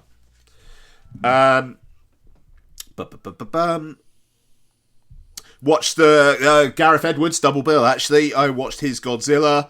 I was very, very mean to that film when it first came out, and I regret it. That film kind of fucking rules. The boots on the ground level to Godzilla just being fucking scary is really, really well handled. Don't you think the though? Halo jump? Because I rewatched this last night because I'm going to do all the MonsterVerse shit before, and they just make him too much of a good guy. But the initial holy fucking shit, there's this big fucking thing. Like I find, and that Halo jump with the 2001 music where they're jumping down and they are just almost like diving past Godzilla and Mothra having the fight. The scale, the kind of like the terrifying wonder of it, I think is which, you know, Gareth Edwards did in Monsters as well. I think is really, really well played. But to your point, Bex, yeah, he's too much of a good guy. They do, yeah. I think they really get across the scale of Godzilla really well in this. Like, everything is dwarfed. The bit when they're jumping through and you're just seeing the sort of the silhouettes through like the fog or whatever the fuck, smoke. Yeah, like smoke or whatever it is. Yeah. Absolutely mint. And the actual battle between the Mutos and Godzilla is really fucking well done, and I really enjoy that bit where he pulls Lady Muto's face apart. Love that. But yeah, it's like the bit where he's laid in the rubble at the end, and then like you're rooting for him to come back to life, and it's like it's fucking Godzilla. I prefer prick Godzilla out of -1. Cunt Godzilla's the best Godzilla, yeah. And that's why Godzilla in collaboration with Kong is going to be really annoying, because he is going to be a good guy, and I've fallen in love with Cunt Godzilla. I like good Kong. Good Kong's fine. Cunt Godzilla. Yeah, Godzilla's just a prick, and he should be. Yeah, I very much agree. Also, I will just say, Juliette Binoche's agent getting her 4th billing on that film is fucking incredible. Yeah, she's in it for like, what, a couple of minutes, maybe, max? I mean, her screen time is probably 2 minutes. One of the Bryan Cranston's not in it that much either. One of the main reasons I was excited, but I was like, do you know what? Godzilla with Juliette Binoche and Bryan Cranston. And do you know what? It's going to be really an interesting take on it. And when that first act ends with them both dead, I was so angry. Yeah, he didn't last long either, does he? You know, I didn't like the film. I think I've only seen it once in the cinema. I wasn't a fan, so I'm going to have to revisit it. But I think maybe that just soured my taste. I was like, I came wanting one film, and I did not get that film. Yeah. That's why I think it was in my bottom 10 at the end of the year that year, because it was just like, that's not the film that I necessarily think was being marketed. I need to rewatch that trailer, because I remember that trailer was the Halo jump and the 2001 music, so you know that's directly in the film. But it's the fact that before the end, you never really see Godzilla fight. There's that like the one bit where like Godzilla screams when they're in Hawaii, I think it is, and then it cuts to Elizabeth Olsen or like the kid watching the news report on the TV of them fighting, and it is a bit like, come on. But now, like I say, the scale of it I think is really, really interesting. The Aaron Taylor Johnson, Elizabeth Olsen stuff, not so much, but yeah. And that's the thing, Godzilla -1, they get the human stuff right, so it's not impossible to do that in one of these films. Couple of points. Yeah. I feel like I just don't like Aaron Taylor Johnson without his current floppy curly hair. Like, short-haired Aaron Taylor Johnson just feels wrong in this movie. And also, oh fuck me, what was I going to say? My concern is, I think, like, with Godzilla, people went in with quite high hopes. After watching Skull Island, King of the Monsters versus Kong, and then going back and watching Godzilla, it looks like a fucking masterpiece, because the last two were so shit, which is why I'm concerned about X-Kong. Because it's... The last two Godzilla movies have not been good. King of the Monsters... No, and I mean, Godzilla in collaboration with Kong is directed by Adam Wingard, who did Godzilla vs. Kong as well. So it's concerning. And also, there's a baby Kong in this one. Like, But, hey, Brian Tyree Henry's getting a paycheck. Rebecca Hall's getting a paycheck. Yeah. So that's not bad. IMAX 3D, Saturday morning, baby. Reservoir Dogs. I watched that on the elliptical. Yeah. On the elliptical, which was something. Running along with Steve that film's great. Sorry? Running along with Steve Buscemi. Oh, absolutely. Just like really like trying to go to the beat of Ooga Chaga, Ooga Chaga, Ooga. Anyway, it's Reservoir Dogs. It's great. I just fancied watching it. I'm about half an hour into Pulp Fiction as well. Do you know what? Tarantino is good at dialogue. He's gonna go far, that boy. Don't know if you knew that. Sorry? Gonna go far, is that boy? Yeah, no, absolutely. How does a 4K look, Ian? I watched the first half hour on my TV and the last hour or so on the elliptical. So this was on Apple. This is not the disc. Or are you talking Pulp Fiction? I'm talking Pulp Fiction. Sorry, yeah. Oh, sorry, forgive me. But yeah, Reservoir Dogs look decent. The 4K Pulp Fiction, yeah, great. Looks film printy, which is the highest compliment I can play it. brilliant. Yeah, it's in a 2 for $30 on Amazon at the moment, so have at it. Last one. I think at least one other person on here watched it, so it might be a segue. Last Action Hero. I talk about Blank Check, take a drink. There is a 3-hour, 45-minute, even though it's not really that, there's a hidden track element to it, but it's probably about 3.5 hours. Blank Check episode. And it's Paul Scheer and Jason Mantzoukas from How Did This Get Made on there with them talking about Last Action Hero. So I was like, right, I need to watch it before the episode. That film, you know, I mean, the production of it is legendary. Yeah.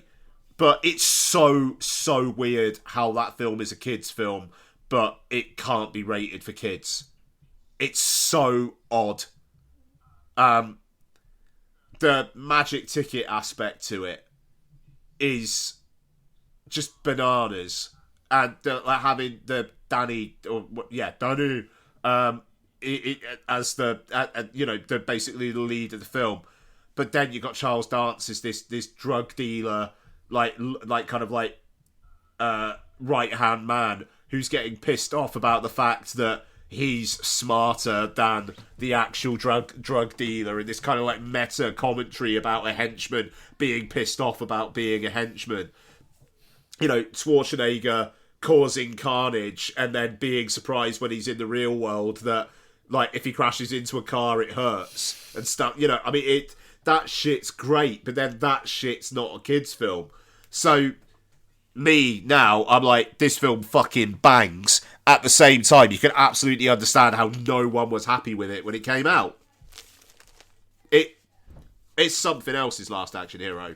George, did you rewatch this, or am I going mad? No, I did. I did watch it for Blank Check as well, and yeah, I think for me, it's whilst it's doing all the parody and whatever of action films of that era, it sometimes forgets to be a good one itself. And that is what gets me. And it's also that, again, it had been years since I had seen this film. I remember like having recording off the TV VHSs and watching this before I'd probably even seen any other of the films that it was actually talking about. And I had totally forgot they actually went back to the real world. And I was thinking the film was like wrapping up, and I just looked, it was like, Jesus Christ, this is like 2 hours and 20 minutes long or something. It just feels it as well. Tonally, it gets some right, it gets some wrong. They talk about it on Blank Check, but it's Robert Protsky gets the tone right in this, and that's the whole Spielbergian aspect of that magic ticket. That, but yeah, I'm not massively like, it's great. I think it's still good, but I think if it got made now, it would be seen way better than it would be when it was made back then. Because again, I don't think audiences really got the meta thing, because I don't know if there was, maybe audiences weren't sort of teed up on that, but yeah, some of the jokes there just were a little bit ahead of its time. I mean, the script is famous for Shane Black just fucking taking the piss with it. But then it's like the amount of writers that it went through, and they talk about it, Black Check, the amount of writers it went through, it's wild. Like the Robert Prosky character, sorry, gonna sneeze in a second, sorry, I've been sneezing the nose off mic. Sorry, the Robert Prosky character was originally written to be Satan, and it's like he's trying to like tempt kids into wanting to be in violent movies and be violent themselves, and then in this he's just a kind old projectionist. It's wild.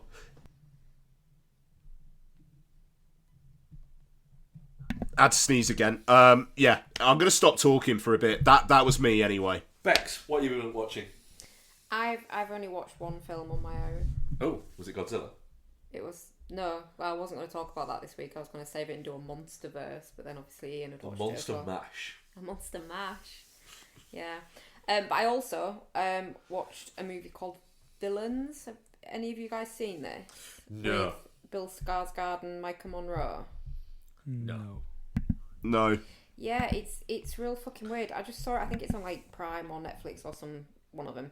And they play like this couple that are like road tripping and doing petty crime to get to Florida and set up a business where they're going to find shells on the beach and then sell them to people. But then after the last one that they're going to need to do before, you know, it's like the last job before they could get out of that life, their car breaks down straight afterwards. So they go off to try and find some kind of solution to their problem, and see a house that is fairly obviously empty to break into and try and steal the car that is parked in the garage, you know, find the keys, blah, blah, blah. But then when they're looking for the keys, they go down to the basement and there's a little girl chained up. Shit when that happens. It is shit when that happens. And then, so they are trying to work out a way to get her free, and then Jeffrey Donovan and Kyra Sedgwick come home and imprison them, basically, and it's about them trying to escape from them, and Kyra Sedgwick doing a really quite disturbing like seduction scene in lingerie. I didn't need to see that. No one needs to see that. Apart Kevin Bacon. I mean, I'm sure he loves it. Fair play to him. I did not.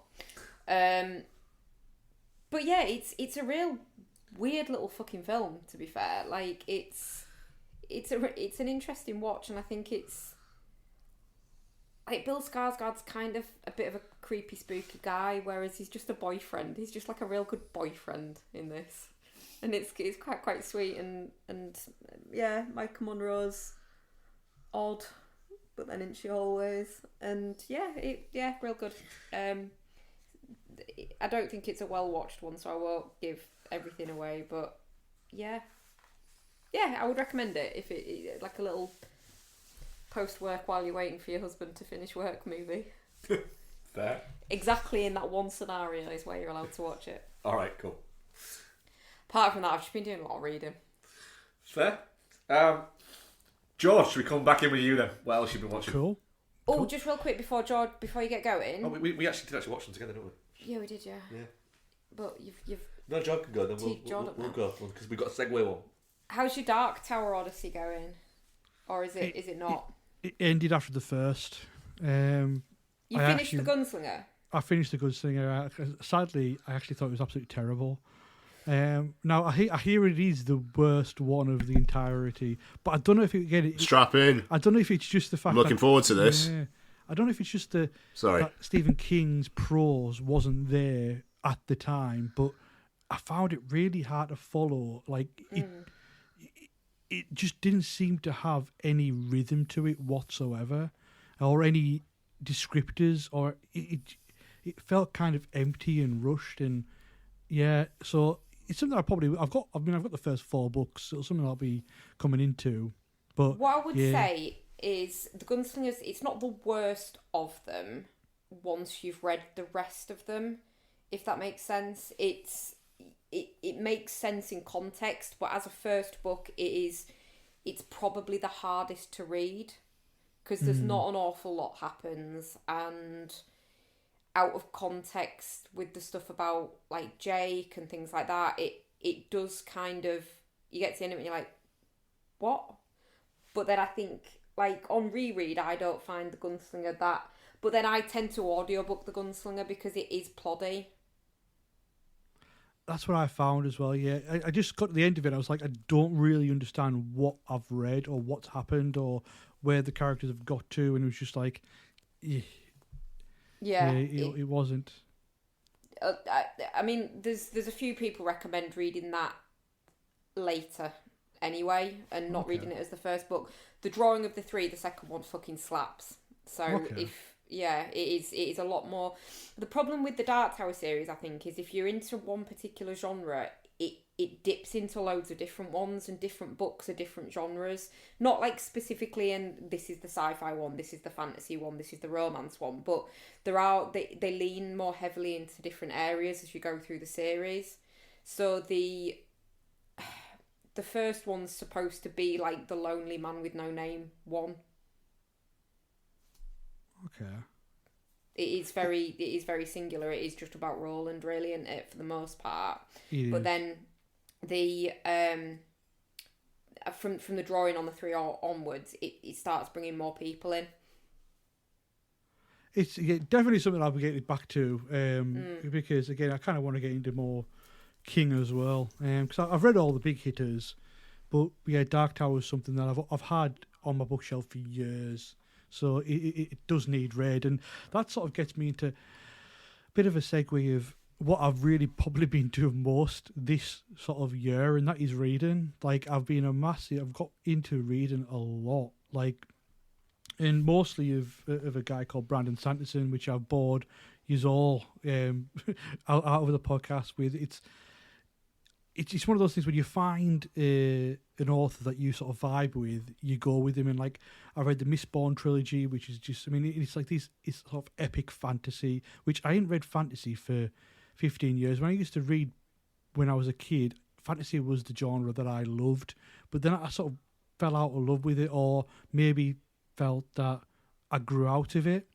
But this, I don't know if it's just the fact that it's evolved since then, but I'm currently reading the Stormlight Archive, so I'm on book 3 of that now. These are like huge 1,000-page plus books, and not only you see how they're great, it's one of the most rewarding things that I've actually done in years. It's like, it's storytelling on a different level that it surprises you. At the end of the first book, The Way of Kings, like, there is something that happens in the final chapter where I finished it, I put it down, I was like, do you know, that was a really good ending.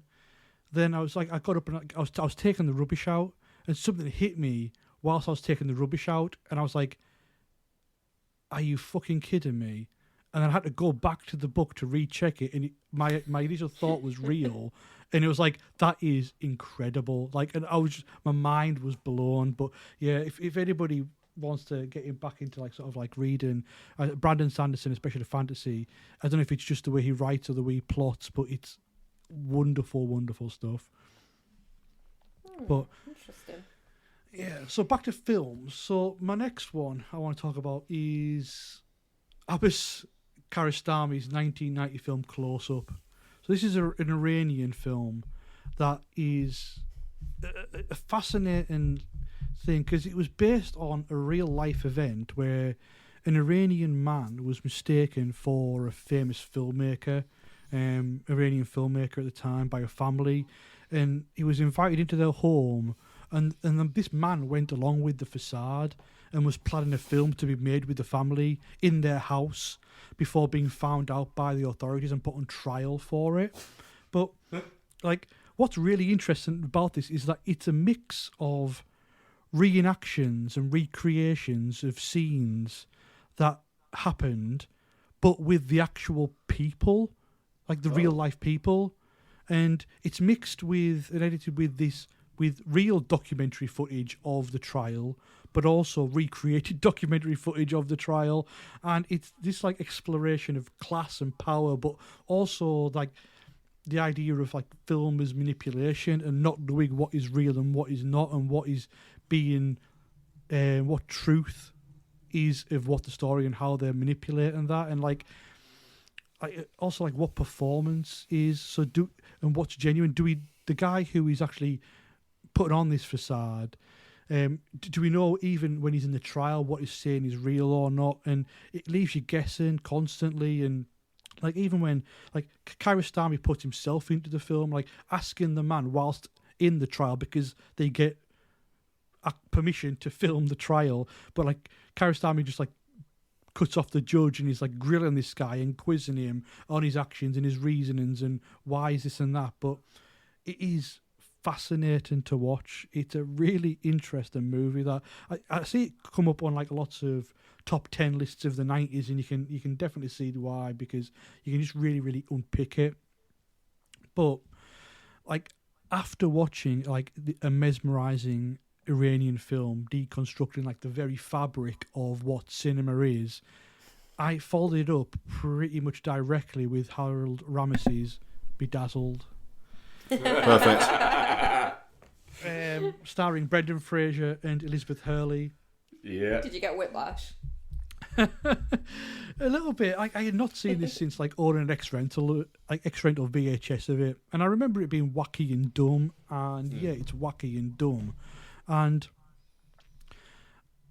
I'm not sure if I'm supposed to be laughing at Brendan Fraser brown-faced, but watching him realise he's a Colombian drug lord did tickle my funny bone. And it's a film that throws everything at the wall, even when that wall has crumbled to rubble. And like most just of the keeps jokes, throwing it at you. most of the jokes don't land, but the ones that do are charmingly silly. And as a vehicle for like Brendan Fraser's wildly kooky, silly brand of comedy, it works. But if you don't like that brand, it's totally fair.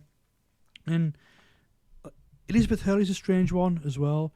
Like, I'm not sure if she's good in it. I'm not even sure if she's sexy. Well, I don't know if it's just Elizabeth Hurley's always Elizabeth Hurley, and I don't know if it's actually she's actually doing a character. She's just being Elizabeth Hurley, and like I don't even if she's sexy in it. And it's weird that Hollywood tried to make Elizabeth Hurley a thing for a while. It just doesn't feel right. But I want to go a few more. I've got The One. Jet Li's The One. Jet Li film. Nice. And yeah, I remember this being fantastic, and it isn't fantastic. It's okay for like that era of Matrix rip-offs. Jason Statham with hair is weird.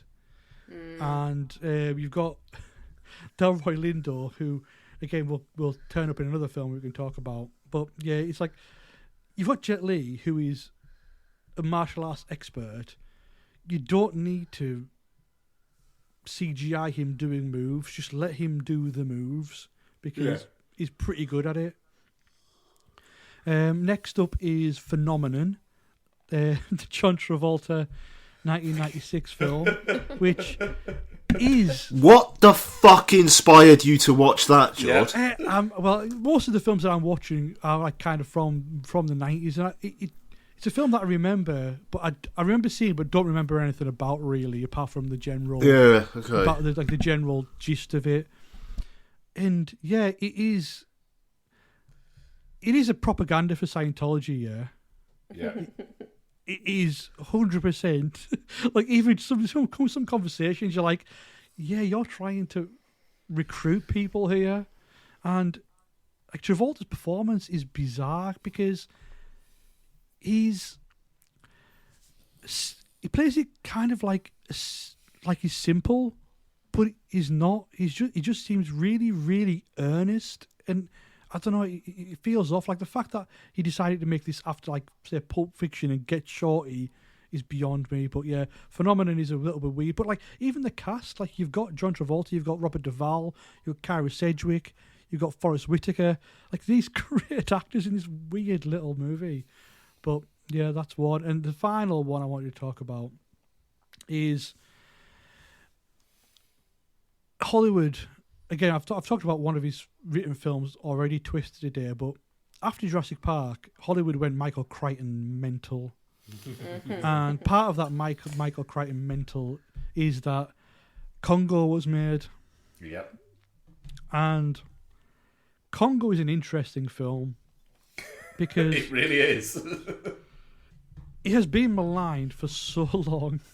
For some reasons, maybe rightfully so, but I enjoyed Congo. I actually think it's a really entertaining, old-fashioned adventure movie. You've got Ernie Hudson doing this Clark Gable, John Wayne thing, which is brilliant. You've got a gorilla smoking cigars and drinking martinis. She's having a great time. Yeah. It's also an example of kids are stupid, because I'm pretty sure when I first watched that film, I thought that gorilla was real. And it's just one of those films where when they get to the Congo, when they get to the city of Zurge, I just sit there and just love the glory of the sets. Like, those sets are beautiful and vast and intricate, and they just show so well on film. And also you've got Tim Curry with the most Eastern European accent that has ever been committed to film. I think he thinks he's in the same movie that what's his face is in, Ernie Hudson, but everyone else thinks they're in a different movie. Yeah, they're in a stupid accents movie, and no one else is. I completely would get that. Like, yeah, they understand that they're in this sort of like 50s like comic strip film, whereas everybody else sort of plays a bit serious. But it's one of those films where, do you know what? It's not going to be the last time I watch Congo. I might watch Congo again. Oh, I will watch Congo again.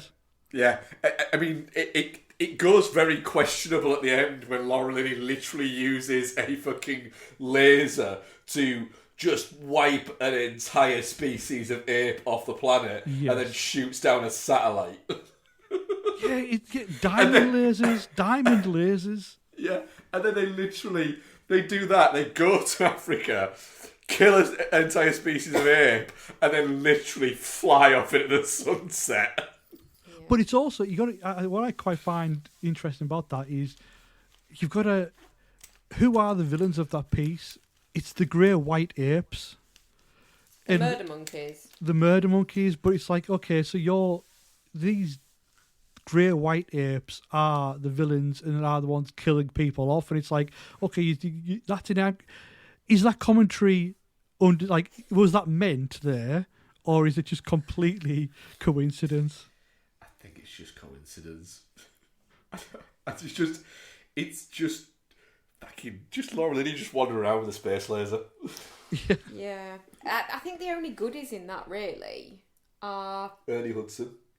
No, not really, because he's doing it for profit. Joey Pants. Joey Pants is a dick in it. The monkey dad and the monkey girl, Amy. No, I think she's a prick. But she just wants to fucking get some off that big silverback. Yeah. And you've got Grant Heslov in it as well. Like, the producing partner of goddamn George Clooney now, who's barely in films. He's just there as the sidekick to the main guy. It's a bizarre Bruce Campbell. Bruce Campbell in it for a short cameo, aye. Crazy, but, wild. It is wild. It's wild that that film cost $50 million to make. Yep. And that's me. Right, we'll speed around these a little bit next because we've got 3 other reviews to do. We rewatched Crimson Tide, didn't we? Because we watched Hunt for October the other week. We thought we might as well, go down the submarine route again.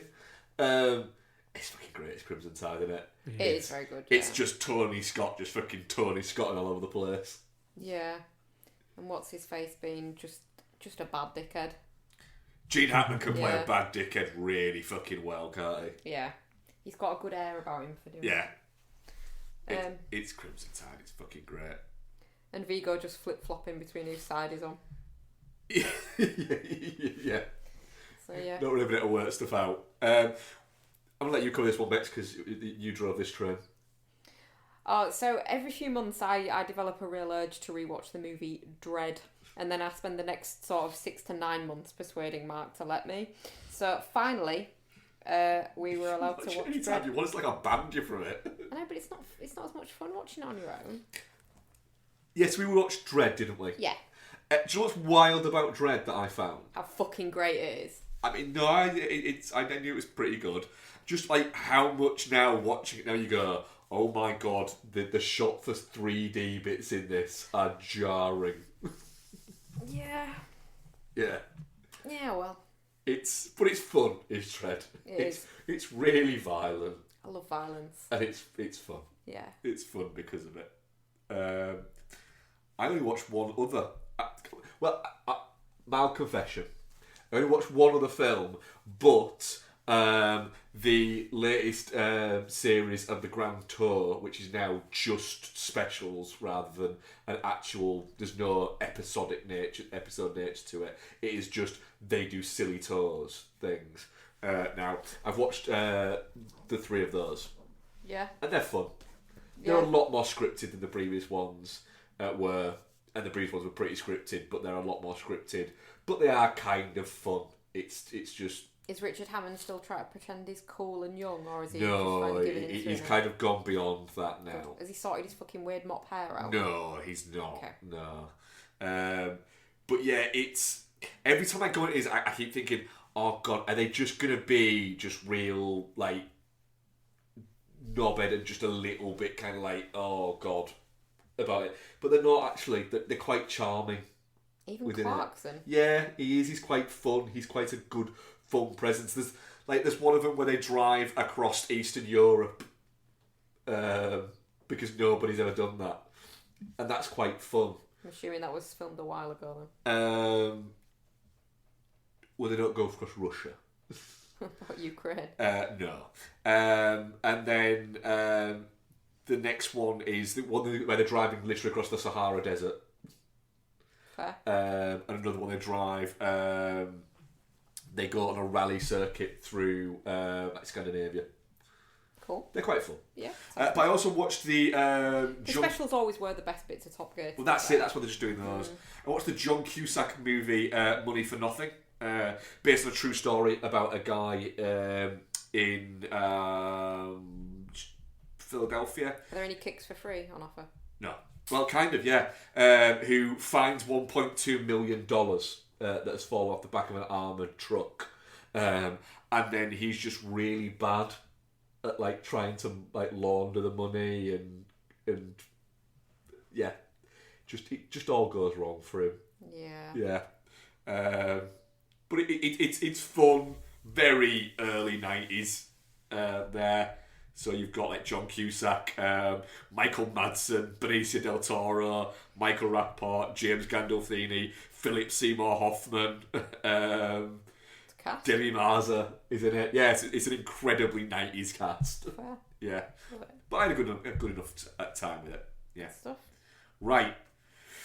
Ooh, fuck it, let's go for it. Let's bust some ghosts. Does it make you feel good? It's well, let's see how many of it made feel good. I've really enjoyed that bit of the film, to be fair. I have a feeling that things are about to get spicy. So Ghostbusters Frozen Empire is not directed by Jason Reitman, Ian was glad to know. It's Gil Keenan.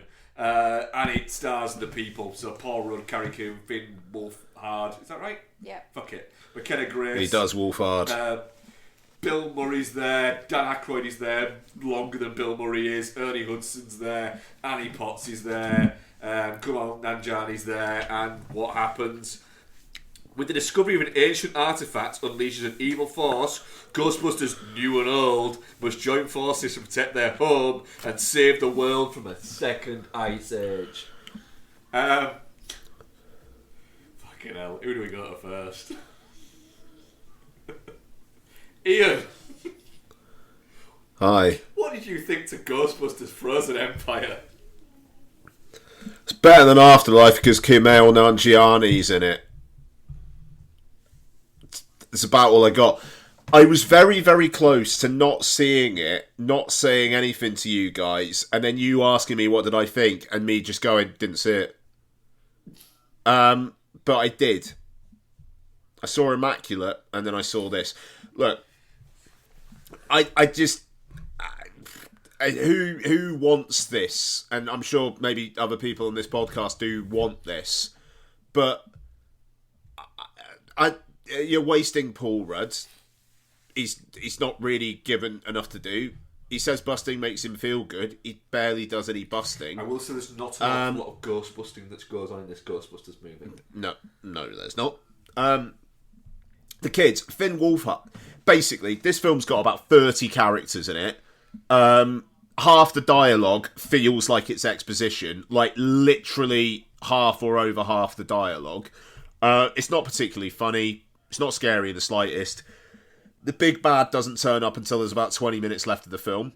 And I thought it was just a bunch of...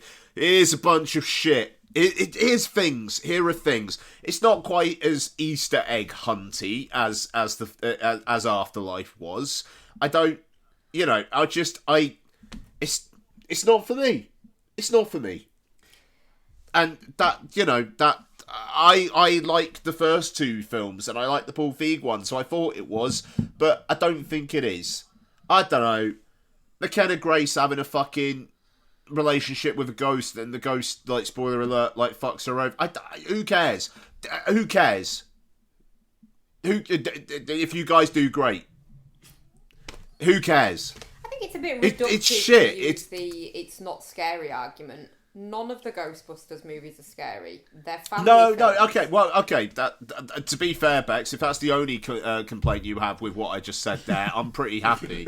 I know. I mean, it's to each their own, and I really enjoyed it. I thought it felt more like a Ghostbusters movie than Afterlife did, and I like Afterlife. I will agree with that. You know, yes, it's got a story. The story's a bit bonkers. They all are. It's got the same kind of tone. I think McKenna Grace is not great in it, and I could have lived without the her crush on her ghost. Yeah, I could have lived without that, but it was a means to an end. I thought Finn Wolfhard was fine in it. I think his comedy delivery is not great, and I think that's, if he wants to go into these kind of roles, that's something he's going to need to work on. It was nice to see the old guys back as a bit of nostalgia bait. I think it needs to move away from them now, because it does have too many characters going on. They need to just go, do you know what? That was the takeoff strip. We used them to make it easier, but we're gonna have to let these guys have it from now. Except maybe Dan Aykroyd. He can stay, he's funny. Bill Murray just looks like he needs a rest. And Ernie Hudson, like, oddly looks just fucking great in it. Like, he just looks really young in comparison to the other two. But yeah, I thought it was great. I think it walked the line between just pure nostalgia bait and being its own thing quite well. Like, it chucked it in, but that wasn't all it had. You know, I thought the mythology around the bad guy in this made it was a thing, whereas in Afterlife it was just... I can't remember what the bad guy was in Afterlife. No, it was just kind of plonked, and whereas this is like they've built a story. Genuinely, I don't think I remember a single second of Afterlife. It's Zool Is again. it Zool again? And Paul Rudd and Carrie Coon turn into fucking dogs. They were referencing stuff. It's the first film again, because num shit munches. They were referencing stuff in this, but I was thinking, I've seen Afterlife and I don't remember anything that happened in it. Do you know what? It's a Ghostbusters movie. None of them are fucking... We're all very nostalgic for them because they came out at the right time for us. I think if we watched them for the first time now, we'd go, eh? And I think if you're a parent of young children and you take them to see this movie and they have a fucking great time with it, and Slimer's there and they're like, who the fuck's that weird green guy? And just really enjoy it, then that might be their nostalgia thing. Like, it's not for us, really. But I still really enjoyed it because I like the early ones. So, do you know what I mean? It's not made to grab new audiences of our age. No. George, what do you think to Ghostbusters Frozen Empire? Well, I asked to come on this podcast, especially this episode, because Ghostbusters Afterlife, I felt got unfairly maligned when it came out, because I enjoy that movie. Afterlife, you're on about? Yeah, Afterlife, yeah. I enjoyed the kids' adventure of it all. I like the rural setting, the inclusion of Egon's family and how that ties into everything, and the mystery of the kids finding out who their grandfather was. I even like the emotional resonance and the total fanboy cameos at the end. On this one, first off, I kind of wanted more Frozen Empire from my Frozen Empire. It's not a lot of Frozen Empire. Literally, the fact that bit in the trailer where it's like on Coney Island and then it all freezes up, the fact that happened, that's got to be 90 minutes into this film. The fucking balls to call this film Frozen Empire. I almost respect it. Yeah, so was that, and like it's just pretty much from the get-go, I think everything just felt a little bit forced, and because of that fell a little bit flat for me. It's kind of obvious that they really didn't know what the hell to do with some of the returning cast. There's 3 characters in particular, Trevor, Lucky and Podcast. You could easily take them out of the film and it not affect it whatsoever. Like, especially said Lucky, like, I just include another character, a brand new character, try and breathe some life in that way. And like, it's just that case of sequelitis. They try to do too much and they undercooked it with kind of all of the subplots. The Phoebe, the broody teenager, I'm annoyed that I'm too young to be a Ghostbuster. The Gary subplot where he is trying to figure out where he belongs in that family dynamic. Like, I would have loved more out of that drama. Him trying to find out the fine line of friendly boyfriend and stepdad. Like, that for me would be a really interesting way to take that, even though I know it's for kids and you've got to have the McKenna Grace, but for me that would be the heart of the movie. Like, Phoebe, I think you could probably have easily had Phoebe working with Ray and she got rid of Podcast. Yeah. And you get rid. This is the thing. It's like Lucky. Like, didn't she have a bit of a romantic thing with Finn Wolfhard in the first one? This one, it's just, I don't know, they're barely in it together. They barely seem to know each other. Like, I don't get... she doesn't need to be in it at all. Podcast doesn't need to be in it at all. It's almost like they had them on contract and they had to put them in it. Mm. Yeah, and I get that they're trying to do this, like, they're all one big family kind of thing. Like, sure. But, you know, James Acaster's good value. Kumail Nanjiani's good value. You know, you've got good supporting characters who you could give more to and just cut these other fuckers out. And it would be a better film. This is the thing. This film doesn't necessarily make me angry because, like Afterlife did, because that film is, for me, just such a look at all the things we're referencing. This one doesn't have nearly as much of that, but it's still just really overstuffed, and it doesn't know who it's for. It doesn't know what it wants to do. So I'm more annoyed about this film because it is, I don't know, it is better than Afterlife. It does feel more of a piece with Ghostbusters. But it's still just, Bill Murray. I mean, come on. Why? It's almost like I respect him less because he's so picky about the shit. He doesn't have he doesn't have an agent. You have to fucking find him on a golf course if you want him to do anything. I almost respect him less because now, like, he's notoriously picky about this shit. He's gone, yeah, this is fine. So it's one of the things, like, Bill Murray in this movie, I was watching him, and, like, as I said in the boy chat, I was like, it's so obvious that, right, I'm here for one day, and you get one take out of me for each scene. Because he is practically asleep in his line delivery.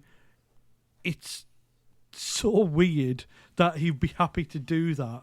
Like, it's just put a little bit of gusto in. And I know the whole Venkman thing is that he's dry and he's whatever, but yeah, this is to a different level. And then you've got, on the other hand, Dan Aykroyd, who would be like, I want more screen time, please. I want to be in this film, which, do you know what, maybe isn't there is a balance there where I think that this is Dan Aykroyd's baby and he wants to be in it more, which it kind of works, but again, I think it is time for them to go. Like, they had the whole thing at the end with the two switches and the golden era and the new era where this only works now going forward, if it does go forward, is if they forget the original cast of the Ghostbusters and really focus on the Spenglers as a family.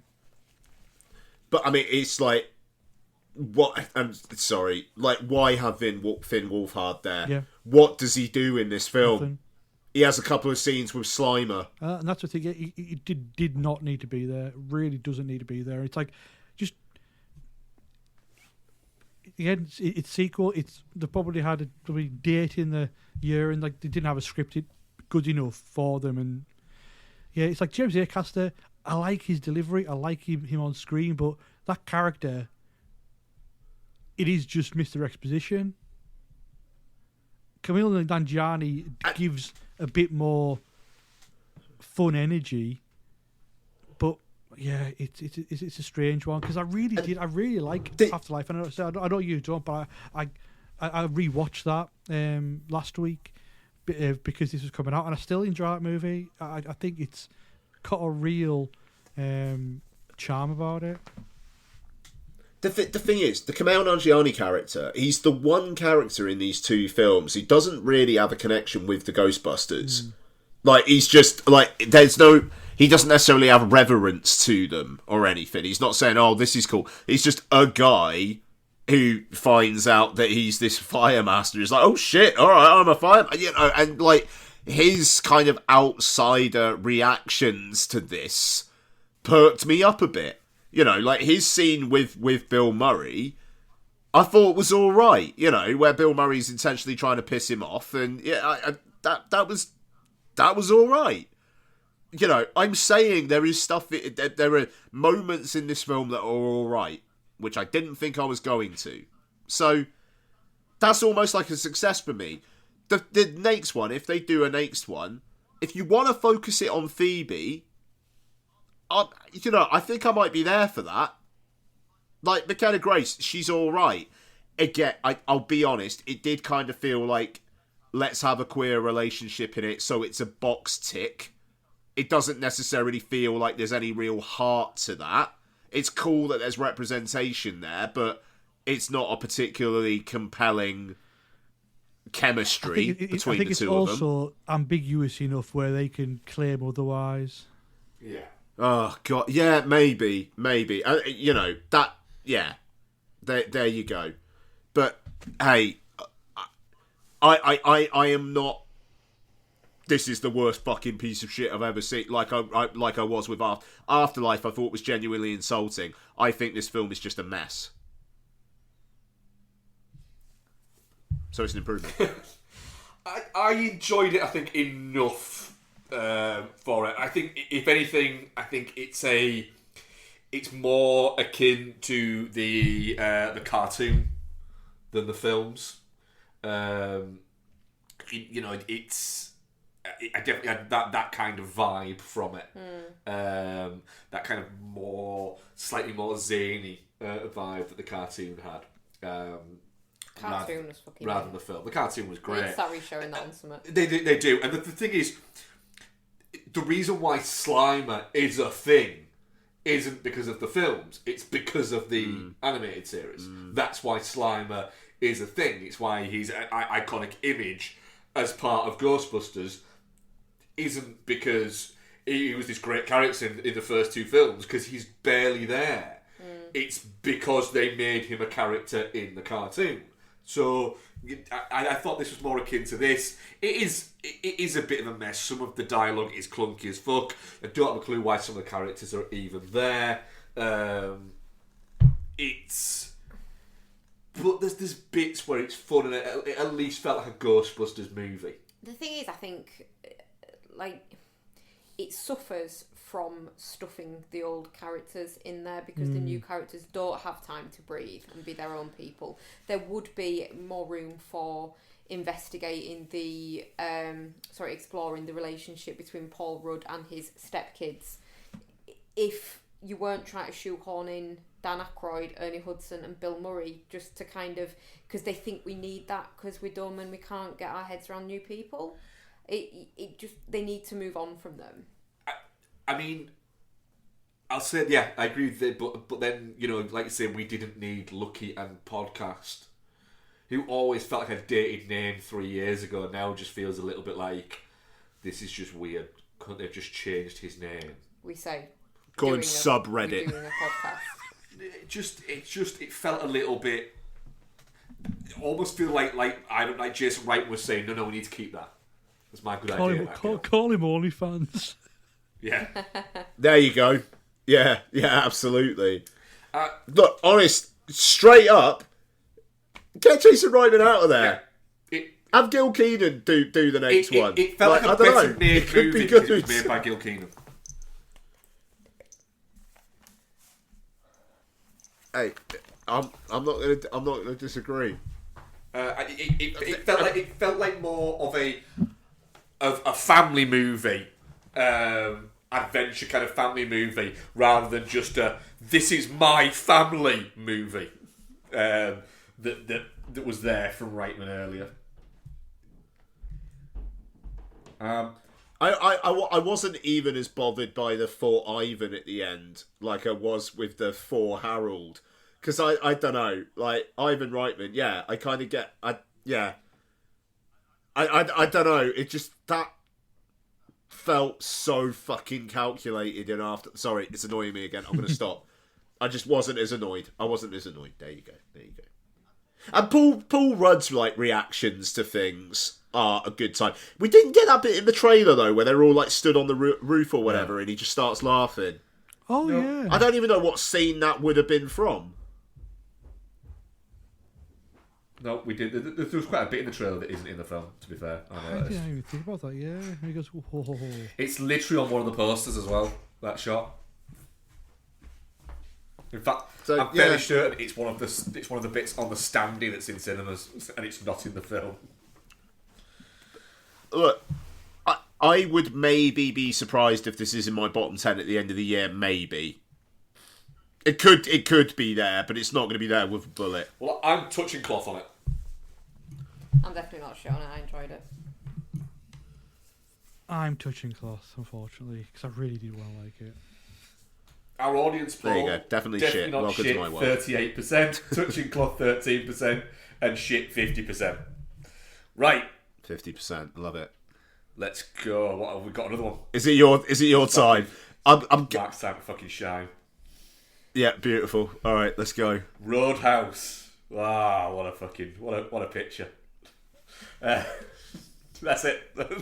That's the review of it. Doug Liman's Roadhouse, which it stars Jakey Boy, Billy Maggs, Conor McGregor and his actual voice, Ian, and fuck it, there's other people there. I still don't believe it. We don't care about those other people because they're not Jake Gyllenhaal shirtless. An ex-UFC fighter, Dalton, takes up a job as a bouncer at a Florida Keys roadhouse, only to discover that paradise is not all it seems. Whoa. Mark, what did you think of Roadhouse? It's like somebody made a movie for me. There you go. There you go. What do we? Do you know what? I am very much in the frame of people will say to me everything that's wrong with it, and I will just repeat to them, I don't care that you don't like joy. I don't care that you can't have fun. So I will continue having fun. I will continue having joy. And you can continue wallowing in your miserable little life. It's just the fact that it's not just I don't care. Hey, have your opinion. You know, we're all friends here. It's like, I don't care. Fuck you, you hate joy. Like, that's a beautiful extension. I feel seen. It's... I don't care. If you went into Roadhouse expecting anything different, that is your fault. That's my issue with all criticism of this. It's like, you've seen the original, right? Yeah. It's daft as fuck. I haven't. What? You haven't seen the original Roadhouse? Oh, Ian, Fucking you've hell. got to... I thought I just dropped that in there. Ian, that and Twister, what the fuck, dude?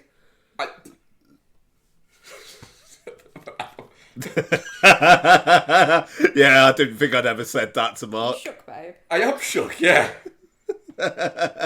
It's fucking great. You will love the villain in Roadhouse. More than Billy Magnussen. Is More he than the Billy I fuck Magnussen, with guys like you in prison? No, that's the villain's henchman. Oh. Ben Gazzara shit, plays the villain.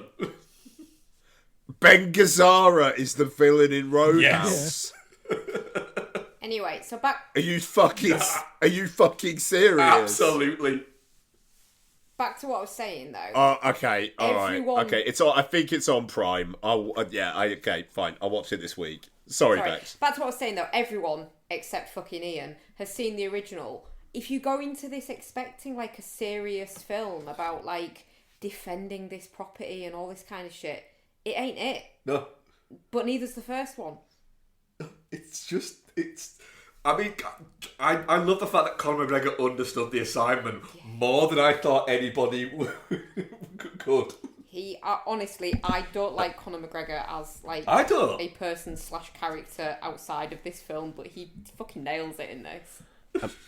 I need to go for a pee very badly. I am listening. Sorry. Somebody else talk. Well, okay, so I agree with the whole Conor McGregor thing. He understands the assignment. I actually think the rest of the film doesn't. If you're gonna go over the top, then and you want to go for some of the ultra camp, then fully commit to it. Like for me, and again, I wasn't great on the film to begin with, but then I did make a mistake, and I watched the original Roadhouse the day after watching this, and I think I've soured myself even more on it. It's not as good as the original Roadhouse. I will say that. It's just silly things like Gyllenhaal's there and he's delivering lines, but I don't think he's the charming, charisma machine that we've seen him in different films. I found the first 40 minutes a bit of a slog, and then when it's finally gets going, then it's like and like I don't need speedboats and I don't need that extravagance. I do. Yeah, it's like, and I know the speedboat does lead to the best joke of the movie, but like I couldn't really understand why we were spending so much goddamn time on that yacht. But the other angle of it is like I watched a video on YouTube a couple of weeks back, and it was like about the stagnation of action film visuals over the last few years, and like the similarity of editing techniques, and it had this sequence of fights that was edited together using different films, and honestly, like regarding the action aesthetic and the use of the camera, they looked like it worked. I can see that. I haven't seen the video, but I can imagine what it looks like, because it is that idea of everything has to be within the action now. And I'll be honest, I don't like that aesthetic. I prefer it to just be a visual shot from outside.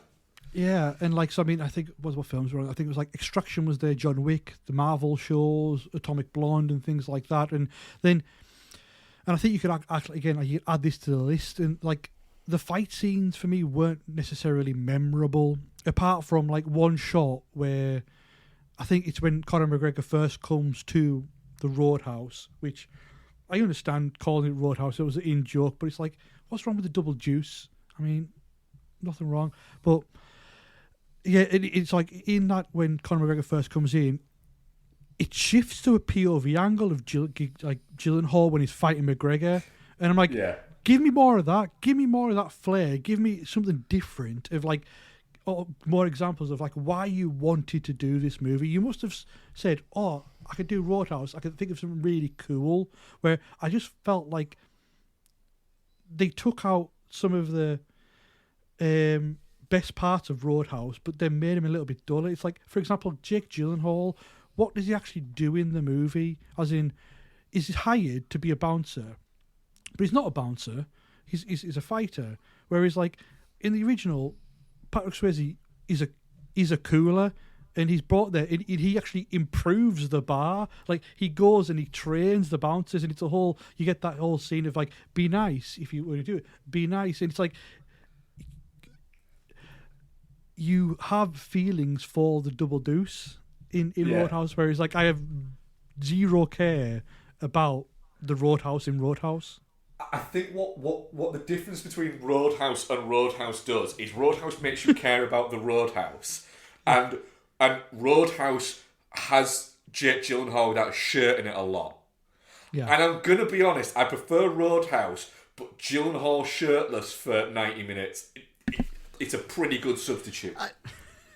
But it does kind of feel like, and obviously I'm not saying this with any reference to the original, it does kind of feel like they're trying to go with the, like, there's the bit where he's training up those two guys, like, and there's kind of like elements of that, but then as soon as like the overarching plot kicks in, basically forgets about all those other side characters. Like that bartender girl, she's quite heavily in it for like the first 45 minutes or so, and then she just kind of disappears. And she's one of the most straight up ripped off characters from the original as well. And the minute you see her, if you've seen the original, the minute you see her when he walks at the bar, you go, okay, so she's there, fair enough. But I mean, God, that fucking line, it nearly killed me, didn't it, Becky? Was it Who Taught You Shapes? Who Taught You Shapes? Yeah, you did enjoy that. That's very good, though. Genuinely, I happened to have just had a big old swig of tea, hadn't I, at that point? And that line came out, and I fully choked and was gone for a good 10 minutes. Might be my favourite part of a movie of the year. I mean, Conor McGregor's got some serious Tasmanian devil energy in this. It is. He's like a cartoon villain. It is. It's insanity. I love that. I honestly like. Don't get me wrong. I'm not a huge fan of Conor McGregor, but like I love that about. Like, he just seemed to come in and be like, "What?" and just liven it all up. And I was like, "Let's match that. Let's match that ceiling that he's delivering." They're just. I'd love to know what the idea was to have him the second time he arrives, like at the house that they're all staying at, and him to just be in a student driver car for no reason. Yeah. That was fucking great, and then he just crashes it. It's great. That was so funny. Oh man. But yeah, I don't have that much else to say about it other than the fact that I will watch this a lot.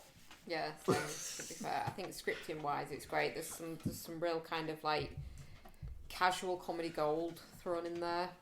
Like the bit about the fucking crocodiles hide their food. Did they teach this shit in fucking kindergarten around here? And it's just like little bits that aren't like big one-liners. Like, where did you learn shapes? But I actually also very much enjoyed the fact that he goes from like I'm gonna leave, I'm gonna leave, to just going and just straight up murdering a guy. Like, he murders that man. The guy punches in the throat to death. yeah, because they fuck up his. And that's friend's fine, shop. but the casuality of his murder I quite enjoyed. but you know what he should have done at that moment? Rips his throat out. Yes, not punch him in the throat, rip his throat out. How can you have a Roadhouse film without ripping somebody's throat out? Not ripping someone's throat out.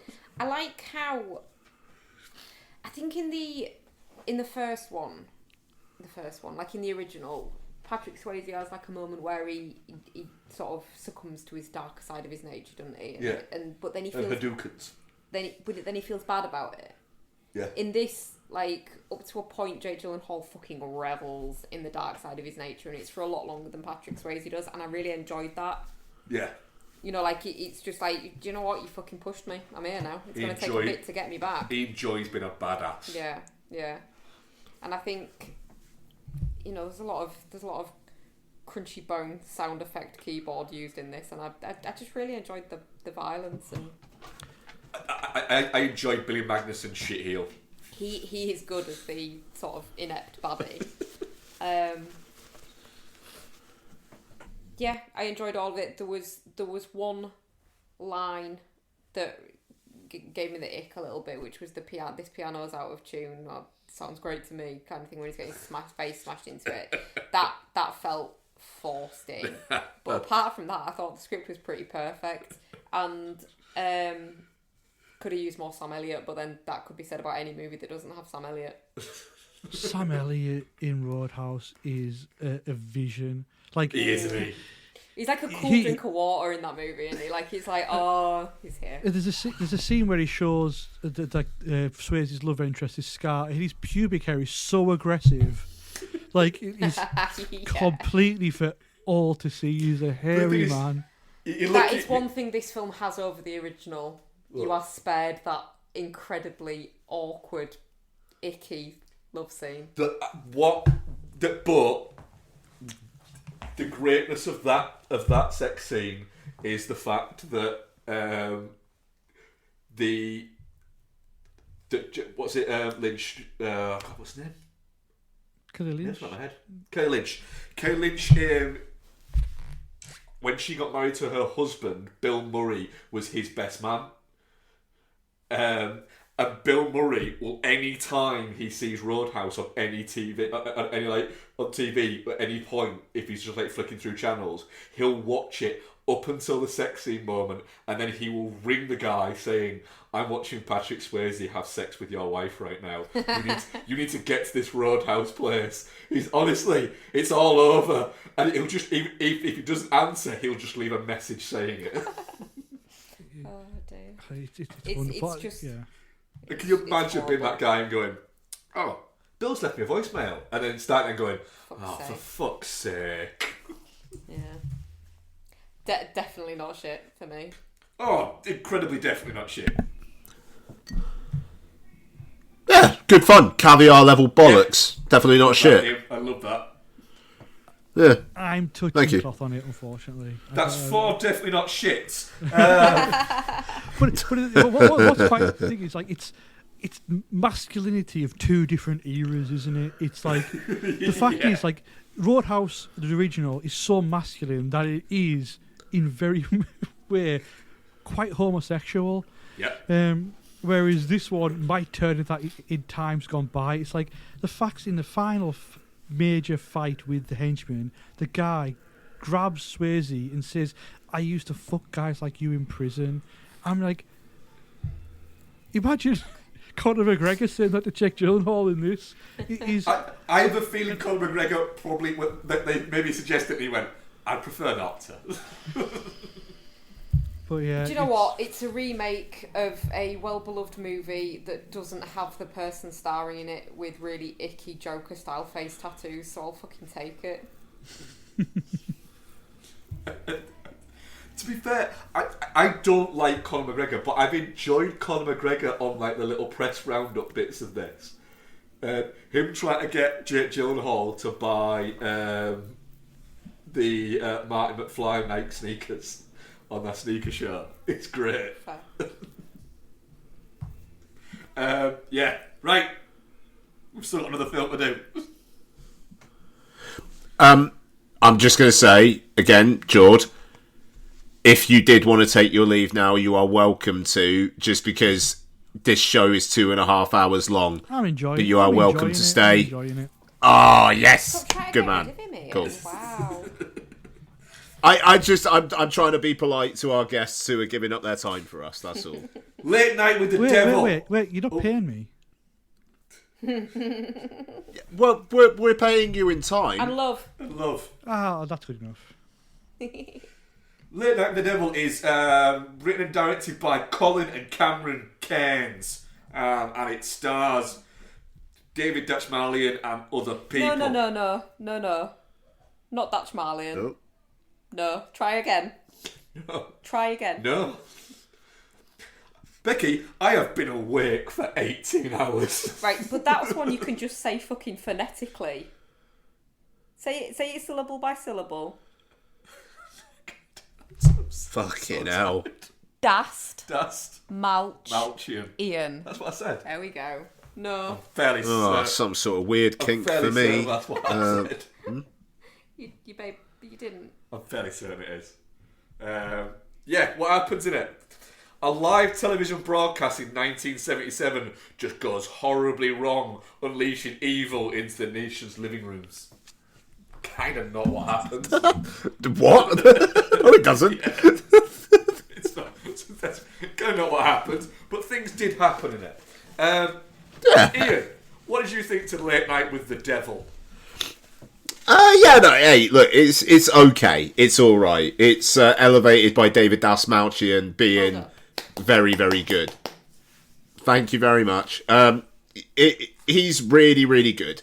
He does a great line in being a charming late night host, but also with that slightly desperate, this shit really needs to work kind of edge to him.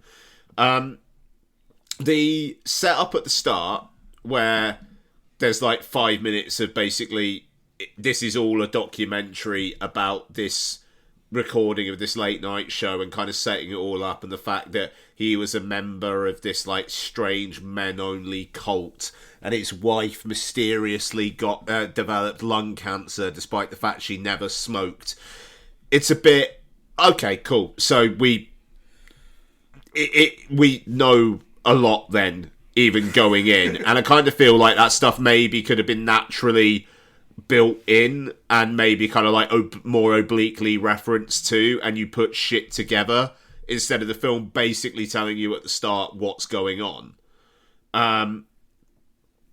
There's some good weird shit throughout it. The last 10 minutes or so, fantastically surreal. The last shot, the last 10 minutes, which is basically that one bit in Alan Wake 2. Yeah. Enjoyed that. Yeah. You may as well have had the old gods of Asgard, like doing a Champion of Light. Yeah, could have worked. It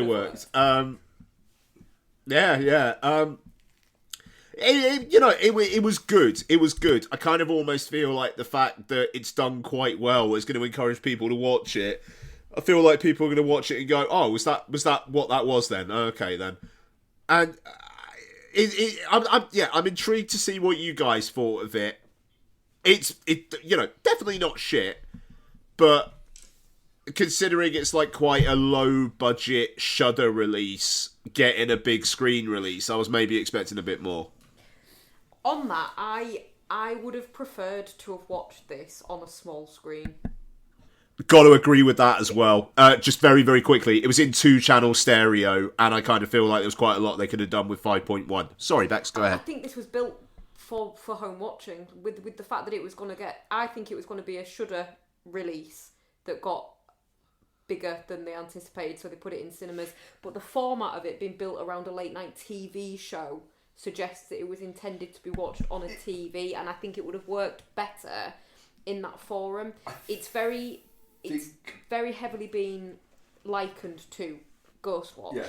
And that works because it was a TV show you were watching on TV. This is supposed to be a TV show and you're watching it on a cinema screen, and it loses something in that for me. I think apparently it was a very late idea to give it a cinema release off the back of how popular the trailer was. I do think it was the wrong idea. But I am glad that it's going to... I don't, because they'll have made more money off the cinema than they will have got some sort of subscriptions to it. But from a viewing experience point of view, I think it would be better at home. I don't... It can't do anything similar to what like Ghostwatch did, because that was fucking lightning in a bottle. You know, using TV presenters to do that. Certain that's still banned from being shown on TV. You can't get it anywhere apart from like in the dodgy annals of the internet. You're not going to be able to do that with the David Dastmalchian, who is probably quite a nichely recognisable person, but is a recognisable person to film fans, and it's going to be film fans that watch this for the most part. Do you know what? I really, really applaud it for the fact that there's an awful lot of shit generic horror that comes out. You know, let's not forget fucking Imaginary. God. Every time I think of the time wasted watching that movie, I get a little bit angrier. But anyway, you're gonna get to go watch Carol at some point soon. Oh, do you know what? I just might not. Yeah, well, we've decided you're gonna watch. Oh, fuck my life. There's a lot of generic shit and this is trying to do something different, and it succeeds as well. Like, it might not be perfect, but it's doing a thing. And that girl is so fucking creepy with the way that she just keeps, like, her eyes just keep going to whichever. Smiling at the fucking camera. Oh my god. Yeah, she's yeah. in it. Yeah, she's good. And yeah, and I wasn't hugely super keen on the skeptic guy because he felt too fake. I can't hate him. But he felt like a film character rather than like a TV show guest. Whereas the rest of them, I think, did quite well at being those people. The hypnosis bit was fucking great. I like the fact that it just shows you what he's imagining and what everyone else as a viewer has been hypnotized into seeing, and then it plays it back, and it's like, I really enjoyed that bit. Yeah, and then Alan Wake 2 vibes, and then shit got out of there. Really, really, really fucking enjoyed it. Really enjoyed it. Yeah, I had a good time with it. It's quite easy to watch. As in, it kind of ticks along in a similar vein to like late night TV shows, in the sense that they just kind of happen in front of you and you just kind of go with it, and then 90 minutes has gone by in a fairly breezy kind of way. It's not doing anything to OTT or jump out, but it's still quite enjoyed it. I did actually like the skeptic guy. I thought he was a real good shitheel. He was a good shitheel, but like I say, he felt more like a character than a real guest. But I think that the idea is that he's supposed to be like that. He's supposed to be like that. He's supposed to be a character. I mean, his character name is literally Carmichael the Conjurer. He's supposed to be an ex-magician. So yeah, I guess he has that, and I quite liked his complete fucking takedown. I liked the compare guy as well. I thought he did a real good job with what he had to do. Yeah. He did feel like he was edging towards being in a Will Ferrell version of this at points, though. But like, if you watch like these late night shows, like even now, the foils for the presenters are a bit like that anyway. Well, that maybe I'm just not a fan because I don't watch a lot of those type of shows. Jimmy Kimmel does one. He was the guy who did the Oscars. He was the guy who did the Oscars. Has he got a show? He's got a show. Oh, good for him. Yeah. Getting a little bit of that Oscars buzz. I think it was before that. Doubt that. I don't know that. Not that much to say about it, to be honest, other than the fact that I quite enjoyed it. I will rewatch it again on TV, because I do think you're right. Lights down on TV. Yeah. It could be interesting to see how it plays different. Defo. Yeah, you're right. Around October, this could be a good watch. Yeah. Our audience poll. I'm definitely not shit, by the way. Definitely not shit. Same. Our audience poll, 57%. Touching cloth, 29%. And shit, 14%. Right. We do have a couple of questions, I believe. Well, we'll say, like, it's just getting... Should have some interesting stuff going in, because I think a couple of trailers this week which look really interesting. They had, like, Humane, which is the new I think the first Caitlin Cronenberg film, which looked interesting, and had one which was the violence at night, or a night of violence. Yeah, that looks good. That trailer was really creepy. It's like sort of third person serial killer, should us do some interesting stuff. Yeah, it's really sticking to like properly going, we're just gonna make genre stuff, and we're not gonna try and shoot for the stars. We're just gonna very much not stay within our lane, but enjoy our lane. Know what we're good at. Yeah. Whereas you've got Blumhouse that are just shitting all over their own legacy. A little bit. Dylan Black Lanterns asks us, given the new Alien teaser dropped, what film has provided the most pointless or disappointing backstory to a person, item, or event? Right. I like the film, but when I saw this, the first thing that came to mind under pointless was air. I mean, there is I'd go further and probably say Blackberry. Yeah, I mean, this whole, like, Flaming Hot, that Cheetos film. The thing is... I haven't seen it, so... Hot. No, I was, yeah. I watched the first 10 minutes of Flaming Hot and was like, oh, wait, this isn't a comedy. Yeah. It should be a comedy. Wasn't there a Beanie Babies one as well? Or did we just imagine that No. would be one of the No, it was Zach Galifianakis and Elizabeth Banks. The Beanie Bubble. Did we watch that, or has it not come out yet? No, it's come out. It was on Apple TV. That thing was a fart in a lift. Kind of glad about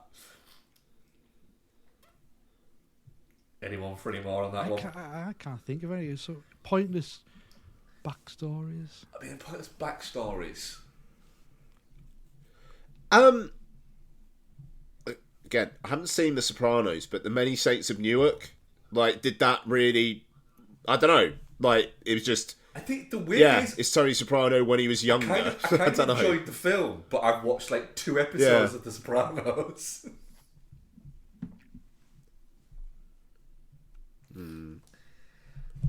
Ethan M. Barr. Knowing Ian's a big Blank Check fan, and so is Jordan, I believe, yeah. But what other podcasts do you listen to? It doesn't have to be film related. Listen to a lot of F1 stuff. The Big Picture, Sean Fennessy's film podcast with The Ringer, is very, very good. Non-film, I'd say the kind of like the Scott Galloway podcast, so Pivot and the Prof G pod. Really interesting thought leader, that guy. The Vergecast for a tech point of view, and The Verge's Decoder podcast is really good. That's kind of like more in depth, like kind of like tech interviews. And yeah, like How Did This Get Made? On with Kara Swisher. Yeah, I've got a few. Jord.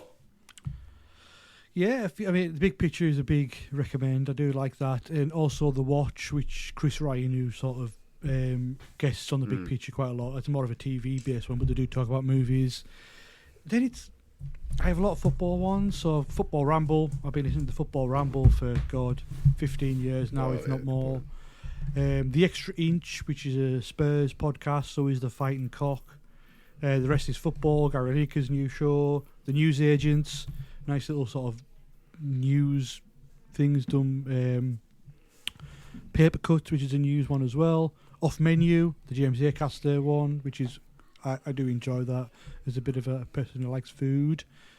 I'm just going down my list. You Must Remember This, which is, again, it's a movie one. Like the last 2 series of the erotic 80s and erotic 90s, probably some of the best podcast content I've ever listened to.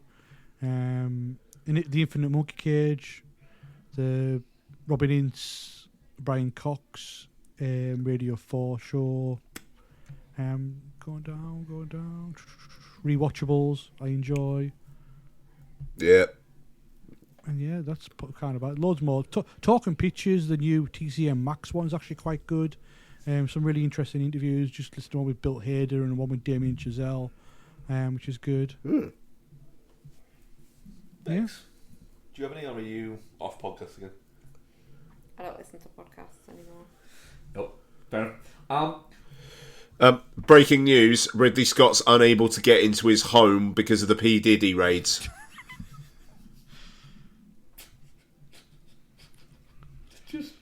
God, It's a great little sub story of that, isn't there? I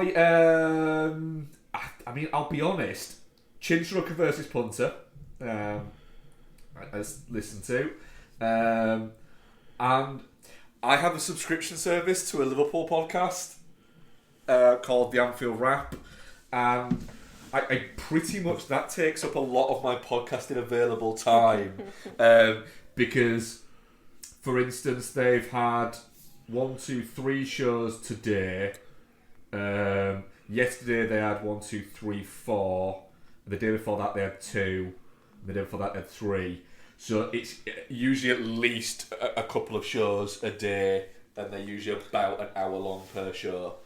So, yeah, that kind of takes up a lot of my time. Much like its subject matter. A little bit, yeah. A little bit, yeah. My god, can you imagine what the one after the last game of the fucking season is going to be? It's just going to be loads of Scousers fucking sat around crying. It probably is, yeah. I do occasionally stick to football, but it depends on who the guest is. And if they're going to be interesting, I'll listen to it. If I just don't care about that. Although what I will say about stick to football is, I enjoy listening to Gary Neville. I enjoy listening to Jill Scott. I enjoy listening to Roy Keane. I enjoy listening to Jamie Carragher. I didn't think that listening to something that exposed me to more would make me go, Ian Wright's a bit of a knobhead. What do you think? Yeah, he comes across as a bit of a knobhead. He's quite good on certain things, but you'll hear him talk about his playing career, and he'll always go about, I was a massive professional, I was a really big professional, all this lot. And then he'll say stuff like, I hardly ever turned up late. And Roy Keane will be like, wait, so you did turn up late? Yeah. So that's not professional then. And it's just, he comes across, and he'll talk about like people and go, well, I fell out with him, and you'll think, you seem to fall out with a lot of people, Ian. So I don't mind Ian Wright. Like even as a Spurs fan, like as a ex-Gooner and stuff like that. I think it comes across a bit of a, and also as well, the fact that he's in his 60s and he desperately tries to use young phraseology just comes across a little bit, mate, you are literally Steve Buscemi with a fucking skateboard over your shoulder. Stop it.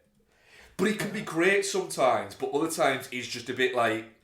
However, though, I'd really like to listen to Gary Neville, the Gary Lineker one, but I cannot abide Micah Richards.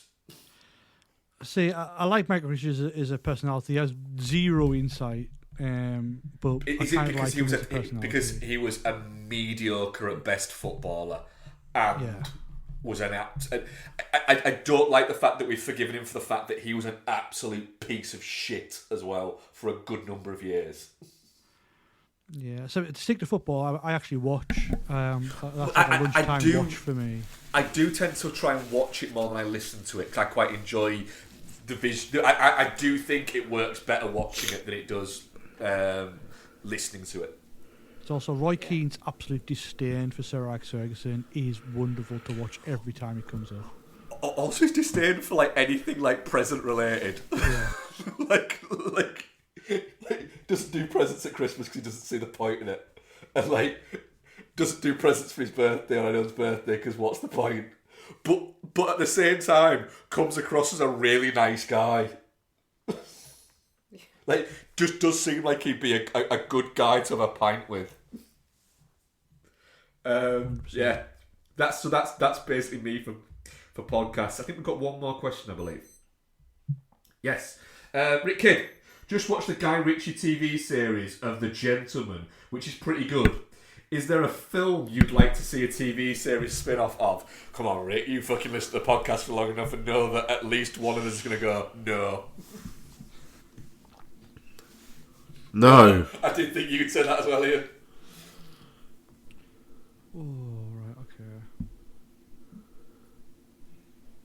I mean, I'd watch a 30-minute a week TV show that is just Jake Gyllenhaal's Dalton just working out. Just his workout routine. 30 minutes. It's a bit of a tangent, but I would take the Alan Wake TV series universe. Yes. That would be great. I would. That's just Twin Peaks, though, innit? Do you know what I would do? I don't know. I'd watch the first episode with you, Bex, and then go, I could probably watch that one without me, babe. I'd love an Alan Wake TV show, actually. Do you know what would be better? There's too much to fit in a film. An Alan Wake film. There's actually too much to do with Two the Alan film. Wake films. There's 2 games. I will actually say, for me... I'm glad we've got you on this, John, because I think you'll actually answer this. It sounds... Because we've just had 2 good movies from it, but I actually do think you could probably make a good 5 to 10 part series of Dune. Well, Children of Dune apparently is going to be developed. Is it Children? Yeah, Children of Dune, which is the one after Dune Messiah, which the 3rd film is going to be based on. Apparently they're making a TV series of that. Oh, they've just ruined it. Not for normal people, they haven't. Yeah. Oh, cool. How's the MCU getting on? Right, yeah, but they've just fucked it, haven't they? They've fucked it all And over the they've place. just fucked you. No, because they're not doing it as like, I'm glad we're I don't going to have to watch release it. multiple fucking movies, but also if you want to watch them, you have to watch this TV show. They're making the movies, then they're making a TV show. I don't think that'll happen. It depends how successful they are, doesn't it? Let's wait and see.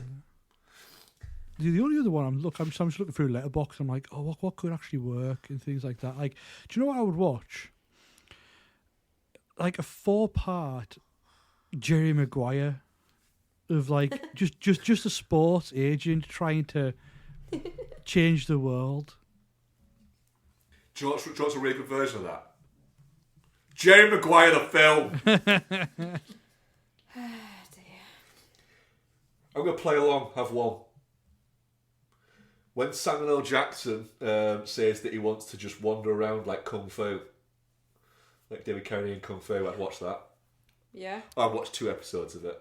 I get bored. That's what I watched as well. I watched a trailer with Samuel L. Jackson coming to Scotland to solve a crime. What the hell's that about? Bit of breaking news. Actual breaking news. Scott can't get to his house again. No.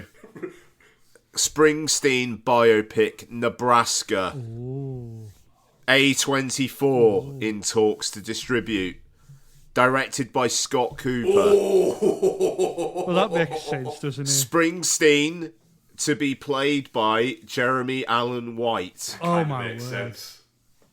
Can I just say, Ian? Is just that for real? future reference, if you're gonna say Deadline. breaking Springsteen, you have to go breaking. He's not dead, by the way, Springsteen, because Mark's heart almost just fucking stopped. I don't think I would have said it in that tone, but I will take that note. That's fine. That's very interesting. You just Yeah, went, it like, is a white. narrative feature about Springsteen and the long effort to put together his seminal Nebraska album, which started to take shape as he and the E Street Band were laying down tracks for Born in the USA. It is an adaptation of the Warren Zanes book published last year. That is really smart of just kind of micro-focusing a little bit. That's what I was worried, thinking that there's both too much and not actually that much story to tell of the whole thing. But doing that's really fucking interesting. Scott Cooper as well. I gotta say, Jeremy Allen White as Springsteen. That kind of makes sense, that. That's fucking interesting, that is.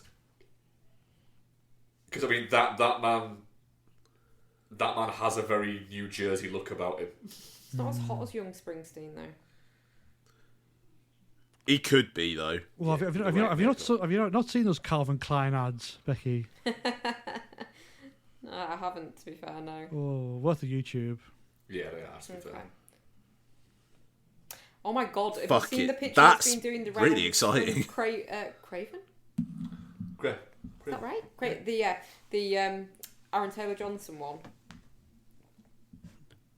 Craven the Hunter? Yeah. Have you seen the picture that's kind of popped up online this week? Oh no. No. Oh, it's tasty. I think that's been the poster, isn't it? It's Russell Crowe to the side. Oh, that'd be good, wouldn't it? Lovely slice of crow. Ian, what are we covering next week? Are we doing Godzilla in collaboration with Kong the New I think we Empire? are. There's nothing else out.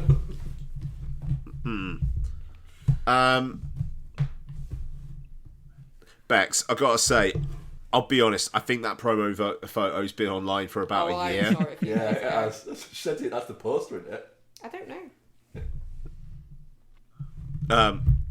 So, I think it's going to be Godzilla in collaboration with Kong the New Empire. But then next week, we've got Monkey Man and The First Omen, which is just a terrific double bill. That is a really good double bill, actually, yeah.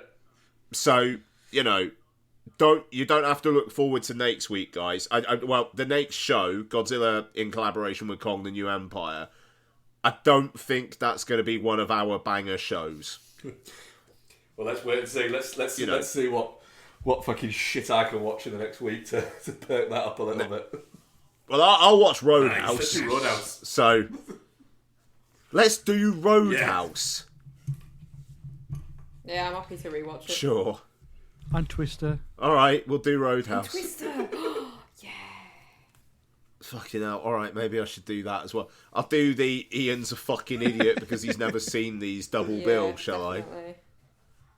All right, nice. Fucking okay, idiot. that sounds good. Right, we've been in your ears for 3 hours now, guys. So we're going to bid you adieu. Thank you very much for joining us, Jord. Oh, thanks, You are John. very welcome. Really enjoyed it. George, you don't have to stay to the end if you don't want. Try to get fucking rid of him. Thank you very much, Rebecca. Oh, thank you. And thank you very much, Ian. I swear there wasn't anything in that. It's just it's 9:10. He's probably got shit to do. That's all it was. I swear to God. It does kind of sound like I hate Jordan. I promise I don't. Only about 25%. No, not at all. What a pleasure it's been. And you didn't even like Ghostbusters Frozen Empire, so, you know, hey, I'm really pleased. Thank you very much, listeners. Goodbye. Bye. Gil Keenan, fuck you.